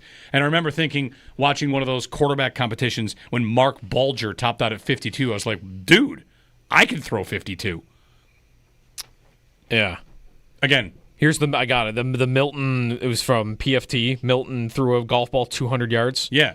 200 plus yards. That doesn't seem possible. What's the furthest thing that you've thrown? He said probably a golf ball. I threw it at Top Golf. I threw it almost to the back of the net. Yeah. How far would you throw a golf ball? It's so small. That's what I'm saying. Tear my the Tommy John surgery. That's exactly what I thought. As soon as I read that this weekend, I had a golf ball. I tried to throw a golf ball just 50 yards. It was just uncomfortable. Yeah. To actually throw it because it's so small. I'd like to also, while we're on Joe Milton very quickly, forever include his Week 18 performance against the Bills as part of the preseason pledge. Right? It was Bills backups not playing their real defense. True. Actually, you know what? That'd be a good question for McDermott. In terms of, he was asked, on a scale of 1 to 10, how much did you scheme against the Giants in the preseason between 0 and 1? Next time the Bills have a meaningless game, ask him that. Yeah. This game how here. How much did you game plan? Bills Patriots, Week 18, on a scale of 1 to 10, how much did you game plan? Would he say 3? Because would he be willing? No, he would. See, he wouldn't say that in a regular season game, though, because that's going to come off as disrespecting the opponent, isn't it? I mean, the other teams go, you didn't game plan for us? You're playing your backups. Is that not disrespectful? I think it could be true that it's a 3. I just don't think he would tell us if it was truly a 3. Preseason, everyone knows. What, Dable's going to get mad at him because he didn't game plan against them? But in the regular season, you might. I don't know. It's possible. I guess. What's the Week 18 game this year? Jets. Home, Jets? Close out Highmark. Is it going to matter? They're going to wear red helmets, Joe. That matters. Do we hope it matters because of the red helmets and No. it being the final game in the stadium, like playing for the 1 seed? No, we hope that the 1 seed is already clinched, and Josh Allen goes and Just kind of does a handoff in the red helmets. Just kind of, I guess it's not really that much of a downer, but I wanted the red helmets for years, and we got them, and that's the thing. Like, I'm kind of hoping the game, I'm hoping we don't see Josh in them. That it's Trubisky wearing the red helmets. Yep. Although I grew up during the drought, that actually might be appropriate to not have a superstar quarterback out there. Yeah, that's ideal. The week before is the Eagles. That's a big one. We are 17 days away from those Bills rivalries uniforms. So did you see the Jackson Dart Instagram post? I don't know. Does the NFC East, maybe you know off the top of your head, is the NFC East one of the rivalry series uniforms? No, it's the NFC West. Okay.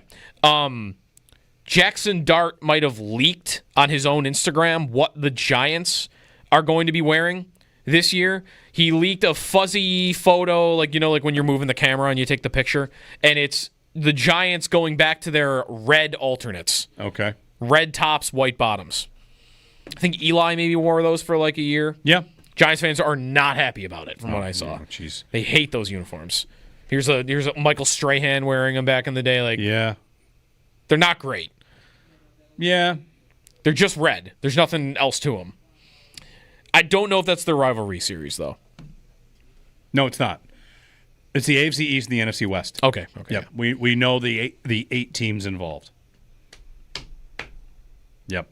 I don't think the Bills. I wonder if the Bills are going to go white. I think I'm going to find like the Arizona one might be the one that I'm predicting is going to be the best one. Like Arizona, or we already kind of saw a leak of the Seattle one, the number looking like tiki style or something. Yeah. I don't know. I hope it's partially because all these concepts I'm seeing of the Bills with this uniform series, like it's kind of boring. Yeah, I think maybe the concepts are just off though. That's what I would say. By a lot. I think people are not prepared. Like I'm thinking as we get into uniform talk here. Remember when we had the what was the Olympic? Was it the Olympics? Was the NHL event where Team Europe had it? The World Cup of hockey. Yeah. Team North America and Team Europe. Was that the tournament where the Czech team had the words of the national anthem stitched in pinstripes? That sounds familiar. Okay. Yes. That's not something that anybody ever does a mock-up of, like a concept of, and that's what they did. So I feel like all these concepts of what the Bills could do are just going to be boring, and what they're actually going to have is, right, it could look like a, whatever, snowfall, something, whatever. Mm-hmm. I'm eager. I'd buy one right now. Without knowing what it looks like. Yep, I'd buy one right now. But I can't. Just trying to buy a jersey. All right, 803-0550, 1-888-550-2550. Good to be at the stadium on Saturday. Hot. If you were there, you know it was hot. And that new stadium, man, driving in, you start to see the glass in certain parts. You're seeing like paneling on the outside. Mm-hmm. And that's the other thing about it is when they give us pictures of the inside, those are going to be true reveals. Think about it. You drive by, you look, oh, it looks different. Drive by 3 days later. Oh, yeah, there it is. On the inside, you have no idea. And then, boom, picture. Here's the locker room. Whoa. Mm-hmm. Or here's the grass on the field. I'm not sure what time they're going to go for the grass. Yep. 803-0550 and 1-888-550-2550. Preseason football is upon us. Isn't it beautiful? How far are we from our first college game? 19 days? Less? Week 0. We'll get the Ireland game as we do every year now. Week 0. 12 days away. And it's Paul's Iowa State against Kansas State. Okay. 12 o'clock noon. So we are in Dublin. 5 or 6 days away from the start of the Premier, or 5 days. Premier League starts Friday. Oh, I can't wait. That's Liverpool and excellent Southampton news. On Friday. Owen needs to pick a team. This week. This should be Owen picks a team Owen needs week. to pick a team. I was just talking to Josh about this in the break. I think this week is selection week for me, and then Friday we go. I like it. I'm ready to dive in. Look at the standings. Does your dad like Manchester United? He likes does. Man U, and I don't said want to do that. Man City would be hilarious. To No, it would not. No, it would not be hilarious. I let him know you that are if he not does allowed. that, he'll lose all respect. Not allowed permitted. to do This absolutely not. is why I said Fireable I offense. Yeah, absolutely not. Not okay. Under no circumstances so, are you to so pick Man not City. Manchester City. No. No. And you probably don't want to pick United. Yeah, I don't know. They're having a tough go of it. Yeah, I don't know if I want to ride with Bulldog on that one. You can't do Liverpool. I suggested Why not? Tottenham. Because they just Josh won. said You can't do somebody that just won. Yeah, it's a tough time. Tottenham is who I gave Howard however many years ago, but they're on kind of hard times these days, too. That's why you'd pick them, though. Yeah, Get in on the ground level. Because they have like potential to maybe be something. You will feel more accomplished if you jump in now when they're bad. Liverpool stunk when I become a fan. They were like in 12th place when I was a fan. I became agree. A fan of them. I would simply say felt the difference. The difference between Liverpool and Tottenham is the idea that Liverpool will get back to glory and win is very feasible.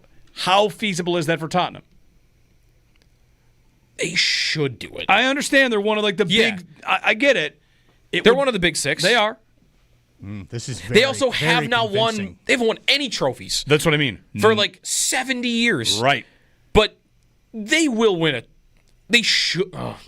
I don't know what they're going into. The league is kind of shifting because they just lost Son to the MLS. I know he's pretty good. The tough part about picking a team now, like I'd want to do more research for you, is that projection is tougher now because all these new ownership groups that are coming in from like the Middle East and like how like Newcastle has got a oil group from Qatar or something. It's going to spend $1 trillion. Like, well, they should be good. How about Villa? Like, who owns them? I don't know. They had a good year last year. Villa's a good one. Villa. I'm less confident ever wins. You pretty much got to go Big Six. You got to like stay in the Big Six. Yeah, stay in the Big Six. We'll run it. We'll do it this week. And you can't do Friday. You can't do Chelsea either. Arsenal's too good. I didn't say that. They didn't just win. Arsenal's the Bills. Do I want more of that? You could. That's a great question. You could. Arsenal's the Bills. Arsenal. They've been the second best team for like 4 years. They're the Bills. Well, Chelsea. And they just won the Club World Cup. You can't pick them. No, you can't pick Chelsea on principle. That's all. Getting a lot of can't. That was a joke, by the way. Guys. No one cares about that tournament. We're going to tell him who he can't pick. You can't pick. You can't pick. He's going to end We're up. We're going to narrow it down to Sunderland, and he's going to say you're going to end up with Sunderland. With Nottingham Forest. Just don't pick Everton. Yeah, don't pick Everton. Hey! Whoa! We got there's two Everton fans at the station. Sports franchise. What's wrong with three? Who lives to tie the good teams? A great existence over there. Hey, if you get to 7th, why does it matter? Lives for 7th. Put it on right. a banner. There you go. Yeah, if you get to 7th. For now. I'm out on for that now. For now. Hey, you got to build somewhere, right? One crossed off the list. All right, we'll work on this. There's got to be a good answer here. I don't know the answer. I picked Arsenal at the perfect time. They're a team that like for this scenario was 14 years ago. They hadn't won in a while, and they went on harder times, and now they're back and they're good again. I mean, if your dad looks United already and they're in tough times, like United's not a bad answer. Do you think what's more likely, they get back or Tottenham gets back? I'm not an expert here. I kind of want to fight my dad on stuff, though. Like, yeah. we watch Bills and Sabres games, and we're always... You can fight about things within the team. Even yesterday, Fleetwood and Rose. He had Rose. I was like, I want Fleetwood to win. How could you not want Fleetwood to win yesterday? I mean, well, Fleetwood, man. Tough. Yeah, tough. All right, we're late for the break. 803-0550. Lots of, look, we're getting to soccer. We're getting closer to the elite season. The elite season, the weather gets better. There's sports on nonstop. All the best sports are on. Scott sends in, Owen has to go for the level of disdain and opposition. You absolutely have to go Manchester City. You absolutely cannot do that. Without a doubt, you cannot do that. No. That's I'm going to be an NFL fan. Who should I pick? How about the Chiefs? Yeah, cool. Good times. Get out of here, loser. No. Can't take City. Right? No, I agree. I'm thinking of watching college football. Who should I take? How's Bama? I agree. Cool. Good times. Get out of here. But if you want to take on the world. Bama's maybe not the right answer for this anymore, are they? Who's the right answer for this? Texas? No, there isn't. Ohio State. Yeah. Yeah. But that's always the wrong answer. You know what? It would have been Bama. You know what you got to do? You just got to identify the teams you hate. Pick 19 teams to hate, and then the other one, that's your team. That's the best way to do this. So find a reason to hate all 19 teams. All right, we're rambling too much. Here's a break.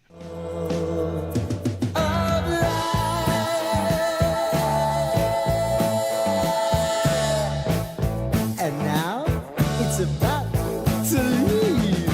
Oh, roller coaster. Defensively, a lot of new faces. Michael Hoyt, Sal, let's get there. I mean, I thought he made an impression. You know, the way that he's kind of all around the field, all around the ball, made a couple of plays. And I don't know if it's possible to have liked the player's energy in the first ever preseason game. He's their first signing of the offseason. And here, the first action I'm seeing him as a Bill, I get the feeling he's going to be well-liked just because of the way that he seems to play.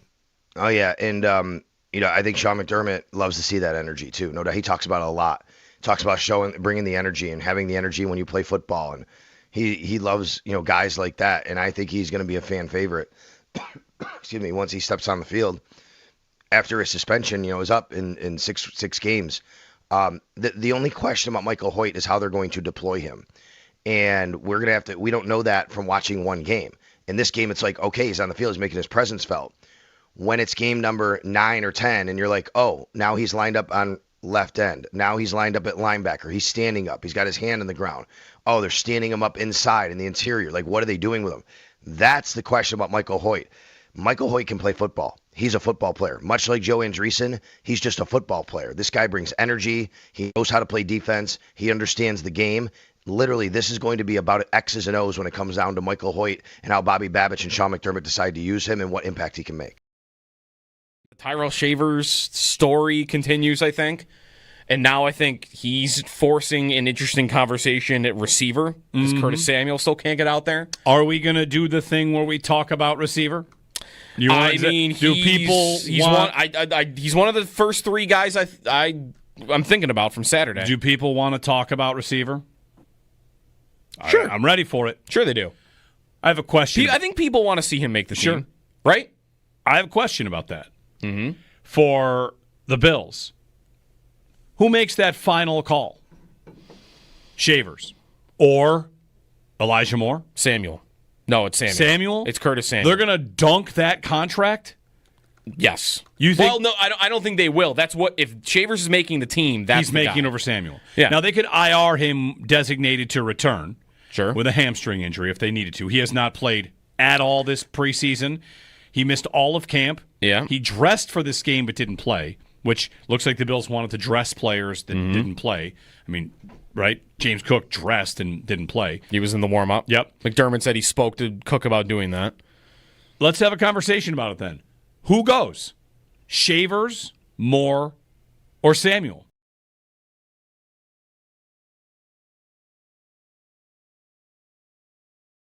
I don't think the Bills look bad. No, I don't in the either. way that they're doing it. I don't think Cook looks bad in the way they're doing it. It's kind of why, like, for a holdout, I feel like or hold in, it's kind of as cordial as it could possibly be, isn't it? Like, the coach and the player are talking. He's there. He's warming up. He's going to meetings. He's going to meetings. He's doing He's walkthroughs. dressing for the team. Right? Like, the players are good with it. Like, everybody's okay.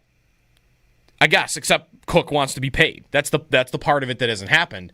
But everybody seems like they're okay. If he's not going to sit out regular season games, I don't really think this gets to a place where it's that ugly. But I don't know that he wouldn't sit out regular season games. I don't know that they know whether he would sit out regular season games or not. I think they might think right now in a private room like, oh, there's no way he's going to sit out games. But maybe they don't know. Maybe he would. Maybe he doesn't know. Does his agent know? Have they? I wonder if his agent knows. Have they gamed that out that far? Who knows? That's what they would need to be discussing now, wouldn't it? Like if I'm Cook's agent and we've gone down this road and we want a certain number, we feel like we're not there with the Bills and maybe we're at a stalemate. I don't even know what they're at. And we're sitting here on August 11th and preseason game number 1 has gone by. What am I asking my client this week? Isn't it, how far do you want to take this? Or you want to go the next couple of weeks and just see and just see if they come to us or if not, what do you want to do if a month goes by and we're not any closer? Or Cook asks the agent, how far are we going to take this? Right, the other way around. Is the agent running the show? Is Cook running the show? I don't always like to assume the agent is. The player has agency to do what they want.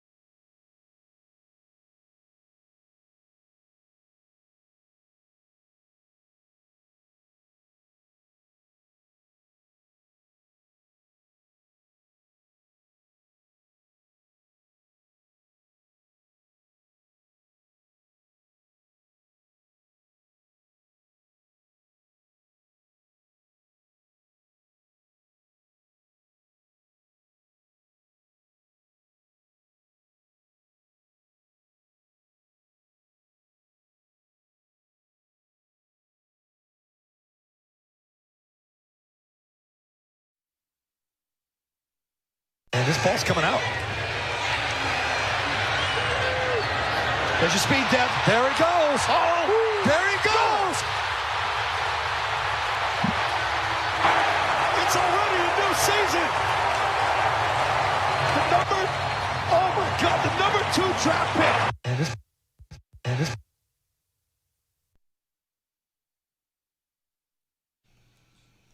Trevion Henderson, kick return touchdown for the Patriots. Look good. So earlier we talked about how many receivers the Bills might keep. I've got the numbers on how many they've kept every year for 6 years. Yeah, this is the idea of, is there really a numbers crunch on Shavers? Could they keep Samuel, Moore, blah, blah, blah. Right. So last year they kept 5. That was the first time they only kept 5 on the 53-man roster. Before that, 6, 7, 7, 6, 6. Now the 2 7 years, though, they placed a guy on IR like the next day. So it's not really fair to count it as, they kept 7 before. Because they didn't really. They kept 7, and then like Marquez Stevenson goes on IR like the next day, and it's really that they had 6. But for 4 years in a row there, they kept 6 on the roster. One guy usually was either a special teamer or was a returner. So they have done it before. In fact, they've done it a lot. Kept 6. They've kept 6. Last year they didn't, but before that they have. Hey, maybe last year they keep 5 because they felt like Shavers was good for their 6 and they could get him on the practice squad. And maybe this year they don't. Depends. If they think they can get Shavers on the practice squad, keep 5. But if they think that he gets taken, then I think they're more likely to keep 6 this year than last year. would bet you can keep him on the practice squad. You don't think anyone will take him? No. I think the league is full of teams that has the 5th receiver they think is pretty good. In fact, most teams, that's probably right. As much as we want to talk about how the Bills have some depth here, would feel probably just fine about their 5th receiver on their roster. I don't necessarily think it is a point that you even want to really thump your chest about. You just find guys to be the 5th receiver. Unless there's a team out there that's had multiple injuries. And they don't like their 3rd receiver. They start calling around the league and like, this guy's been in Buffalo for a couple years. But you're right. There's probably a guy in New Orleans that's also shining. I only said that because I'm watching a guy get an 80-yard touchdown in the 3rd quarter of the New Orleans game. You want some instant trivia? Sure. Let's do instant trivia. What do we got? It's about quarterbacks running the football, and I'm happy to have this. Jacob Gibbs, who is a fantasy football newsletter guy for CBS Sports. He has a fantasy football newsletter. He checked quarterback rushing statistics when 4 or more yards are needed to gain a first down. The reason he did that was trying to take out the tush push. How are the quarterbacks running the ball when they're not sneaking it? 1 to 2 yards, okay? So, with that, which one of these do I want for you? Which one? I've got success rate, explosive rush rate. Let's do that one. Okay. Explosive run rate? Give me the top 5. Yeah, because the top 5 quarterbacks in explosive run rate when they aren't sneaking a tush push. And the 5 top quarterbacks. And all right, let me one moment get a pen because it's a graphic. I can't click it and sort it. So the top 5. Yep. 6. We're gonna have to go top 6. No. Top. Yes, top 6. Okay. There's a tie for 5. That'll be 6th. All right. Lamar Jackson. He is a 17.6%. That's tied for 6th on explosive run rate. That's all I guys ahead of him. Josh. It's a very specific set here. Josh Allen. No. Huh. Okay. Justin Fields. Not listed. Okay. No. Kyler Murray. Yes. He is number 2. I also have here, you know what I should have done? Is tackle avoidance rate. Want to do that? Is that easier? Tackle avoidance rate? Yeah, top 5 quarterbacks in avoiding tackles. I think I can. Let me try the explosive first. Okay. Kyler Murray. Lamar Jackson. Drake May. Number 1. Yeah. Number 1. Drake May. He's number 1 in success rate, explosive run rate, and yards per rush. Wow. And number 2 in tackles avoided. Wow. rate. Jaden Daniels. Correct. Lamar, Drake May, Jaden Daniels, Kyler Murray. There are two more. Two more. How about Bo Nix? No. But one of your guys is on this list. Tyrod? No. Should be. One of your guys. My guys. Who are my guys? You had Trey Lance being a my guy last week. That's right. I've got another one of My your guys. guys. Who's Your one of my guys guys? are, this guy's better than people think. He should get more of a chance. Who do I think that about? You think that about Anthony Richardson. I do, yes. There you go, Anthony Richardson. And Baker. Those are the top six. Baker. Baker. He had a higher explosive run rate in that situation than Josh Allen did? Correct. What? Baker, that was weird. He just suddenly decided to start running like last year. Yep. Like he never really did it. He dealt with some injuries early in his career. Now, so that could have been why too. EPA is another one here. Josh is number one in EPA per play in this scenario. Okay. And Baker and Lamar are tied for 2. So anyway. Yeah, like Baker ran for 378 yards last year. His career high before that was 165. He more than doubled his previous high. Which is pretty wild. 803-0550 and 1-888-550-2550. Going to a barbecue later today. Yeah? Yeah. Sabres season ticket holder barbecue. Nice. Yeah. Family's going. My father-in-law's up season ticket holder. There's a bunch of tickets, and we're going to go to this barbecue. At the arena? No, it's at Salem Field. Okay. That's probably good. Yeah. Although it's going to be hot, but I'm sure you'll be fine. Kids can run the bases. Yep. Photo opportunities. Yeah. Looking forward to it. Rob in Cleveland before the break. Hey, Rob. Hey, I'm down in Cleveland today, and I'm listening to local Cleveland radio, and they are ready to give the key to the city to Sanders like you wouldn't believe. They already got parody songs that they're doing. It's so bad. Yeah. I can understand their situation, though, right? Like, we did this during the drought. They played him. He played well. Put him back in. He's got a name. Again, from growing up during the drought, you can talk yourself into almost anything. Listen, I don't even think... You can talk yourself into anything working. You could say he's got a name. If Dylan Gabriel had that game, we'd be like, all right. But Sanders having the game, I do think it's magnified even more. Sure. Because your team is being talked about. You're the story on ESPN on Monday. Like, he's kind of the story of the league just because of who he is and people want to watch him and, some belief maybe. Like, again, would the talking yourself be... It would be talking yourself into the league blackballed him because of the way he acted in interviews or whatever. They just didn't want to deal with it. Or they thought he was unprepared. Right, or that. Yeah. And he's a second-round quarterback that you got in round 5. Hey, this is a second-round guy, and that's the best idea we got. So I could see myself getting talked into that if I were a Browns fan. I don't know if I'd go all the way to parody songs. Yeah. But my quick question I've got for you is, why isn't there an NFL game tonight and tomorrow and the next day? Why isn't the preseason every night? It's the preseason, I know. But we got to wait till Friday for a pair of games. And then Saturday, it's just they don't have to do this. And if they did this, people would very honestly tweet, pigs get fat, hogs get slaughtered, because they always say that about the NFL. That's the thing you're supposed to say when the NFL tries to do too much. But why is the preseason so bunched up all at the same time when if there were a game tonight, I would watch it? You would? Yes. Titans-Falcons play on Friday. If that was tonight, you would watch it? I'd put it on. Yeah. Titans and Falcons. You know what I'm going to put on instead? What? Nothing. I would put it on. Why am I watching Hard Knocks? Why did I watch the TGL? The golf league? TGL. Why did I watch it? I haven't even... Because there was nothing on. Like, hey, it's Tuesday. I didn't even know what TGL stands for. I forgot. Put on an an old Bills game or something. No. Go find a Bills game from like 2022. Just a random one and put it on. You give me Titans-Falcons tonight, I would put it on. To watch who? I don't know. Cam Mason Ward. Rudolph. Cam Ward and Michael Penix. Maybe they won't play. I don't care.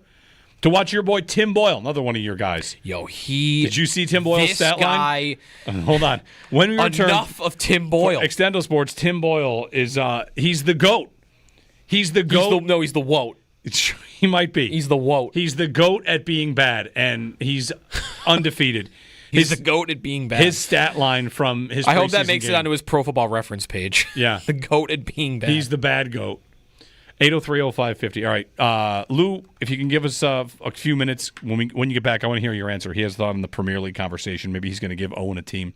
It's coming up here on Extendo Sports.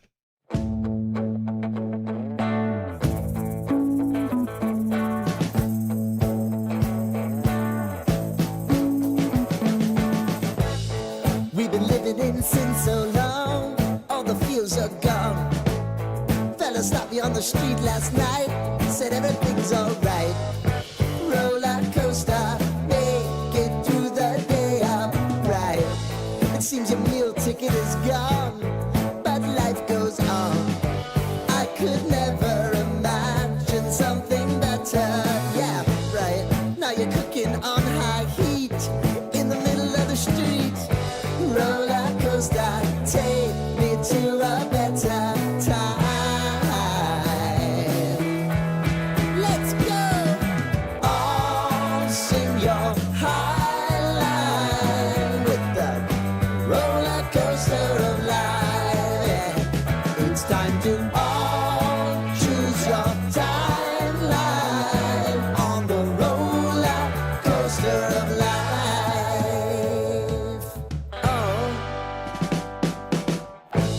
You seem to easily forget how to place your bet. When everyday life gets you down, you gotta steal the crown. Got to own it. Don't bitch and moan about it, please. God forbid you scrape your knees, and it's nothing to sneeze at. Oh, I've told you over and over again. You gotta get both hands around it and make your own plans. Roller coaster, it's taking over. It's about time. Oh, all sing your high line on the roller coaster of life. You've got to all choose your timeline with the roller coaster of life.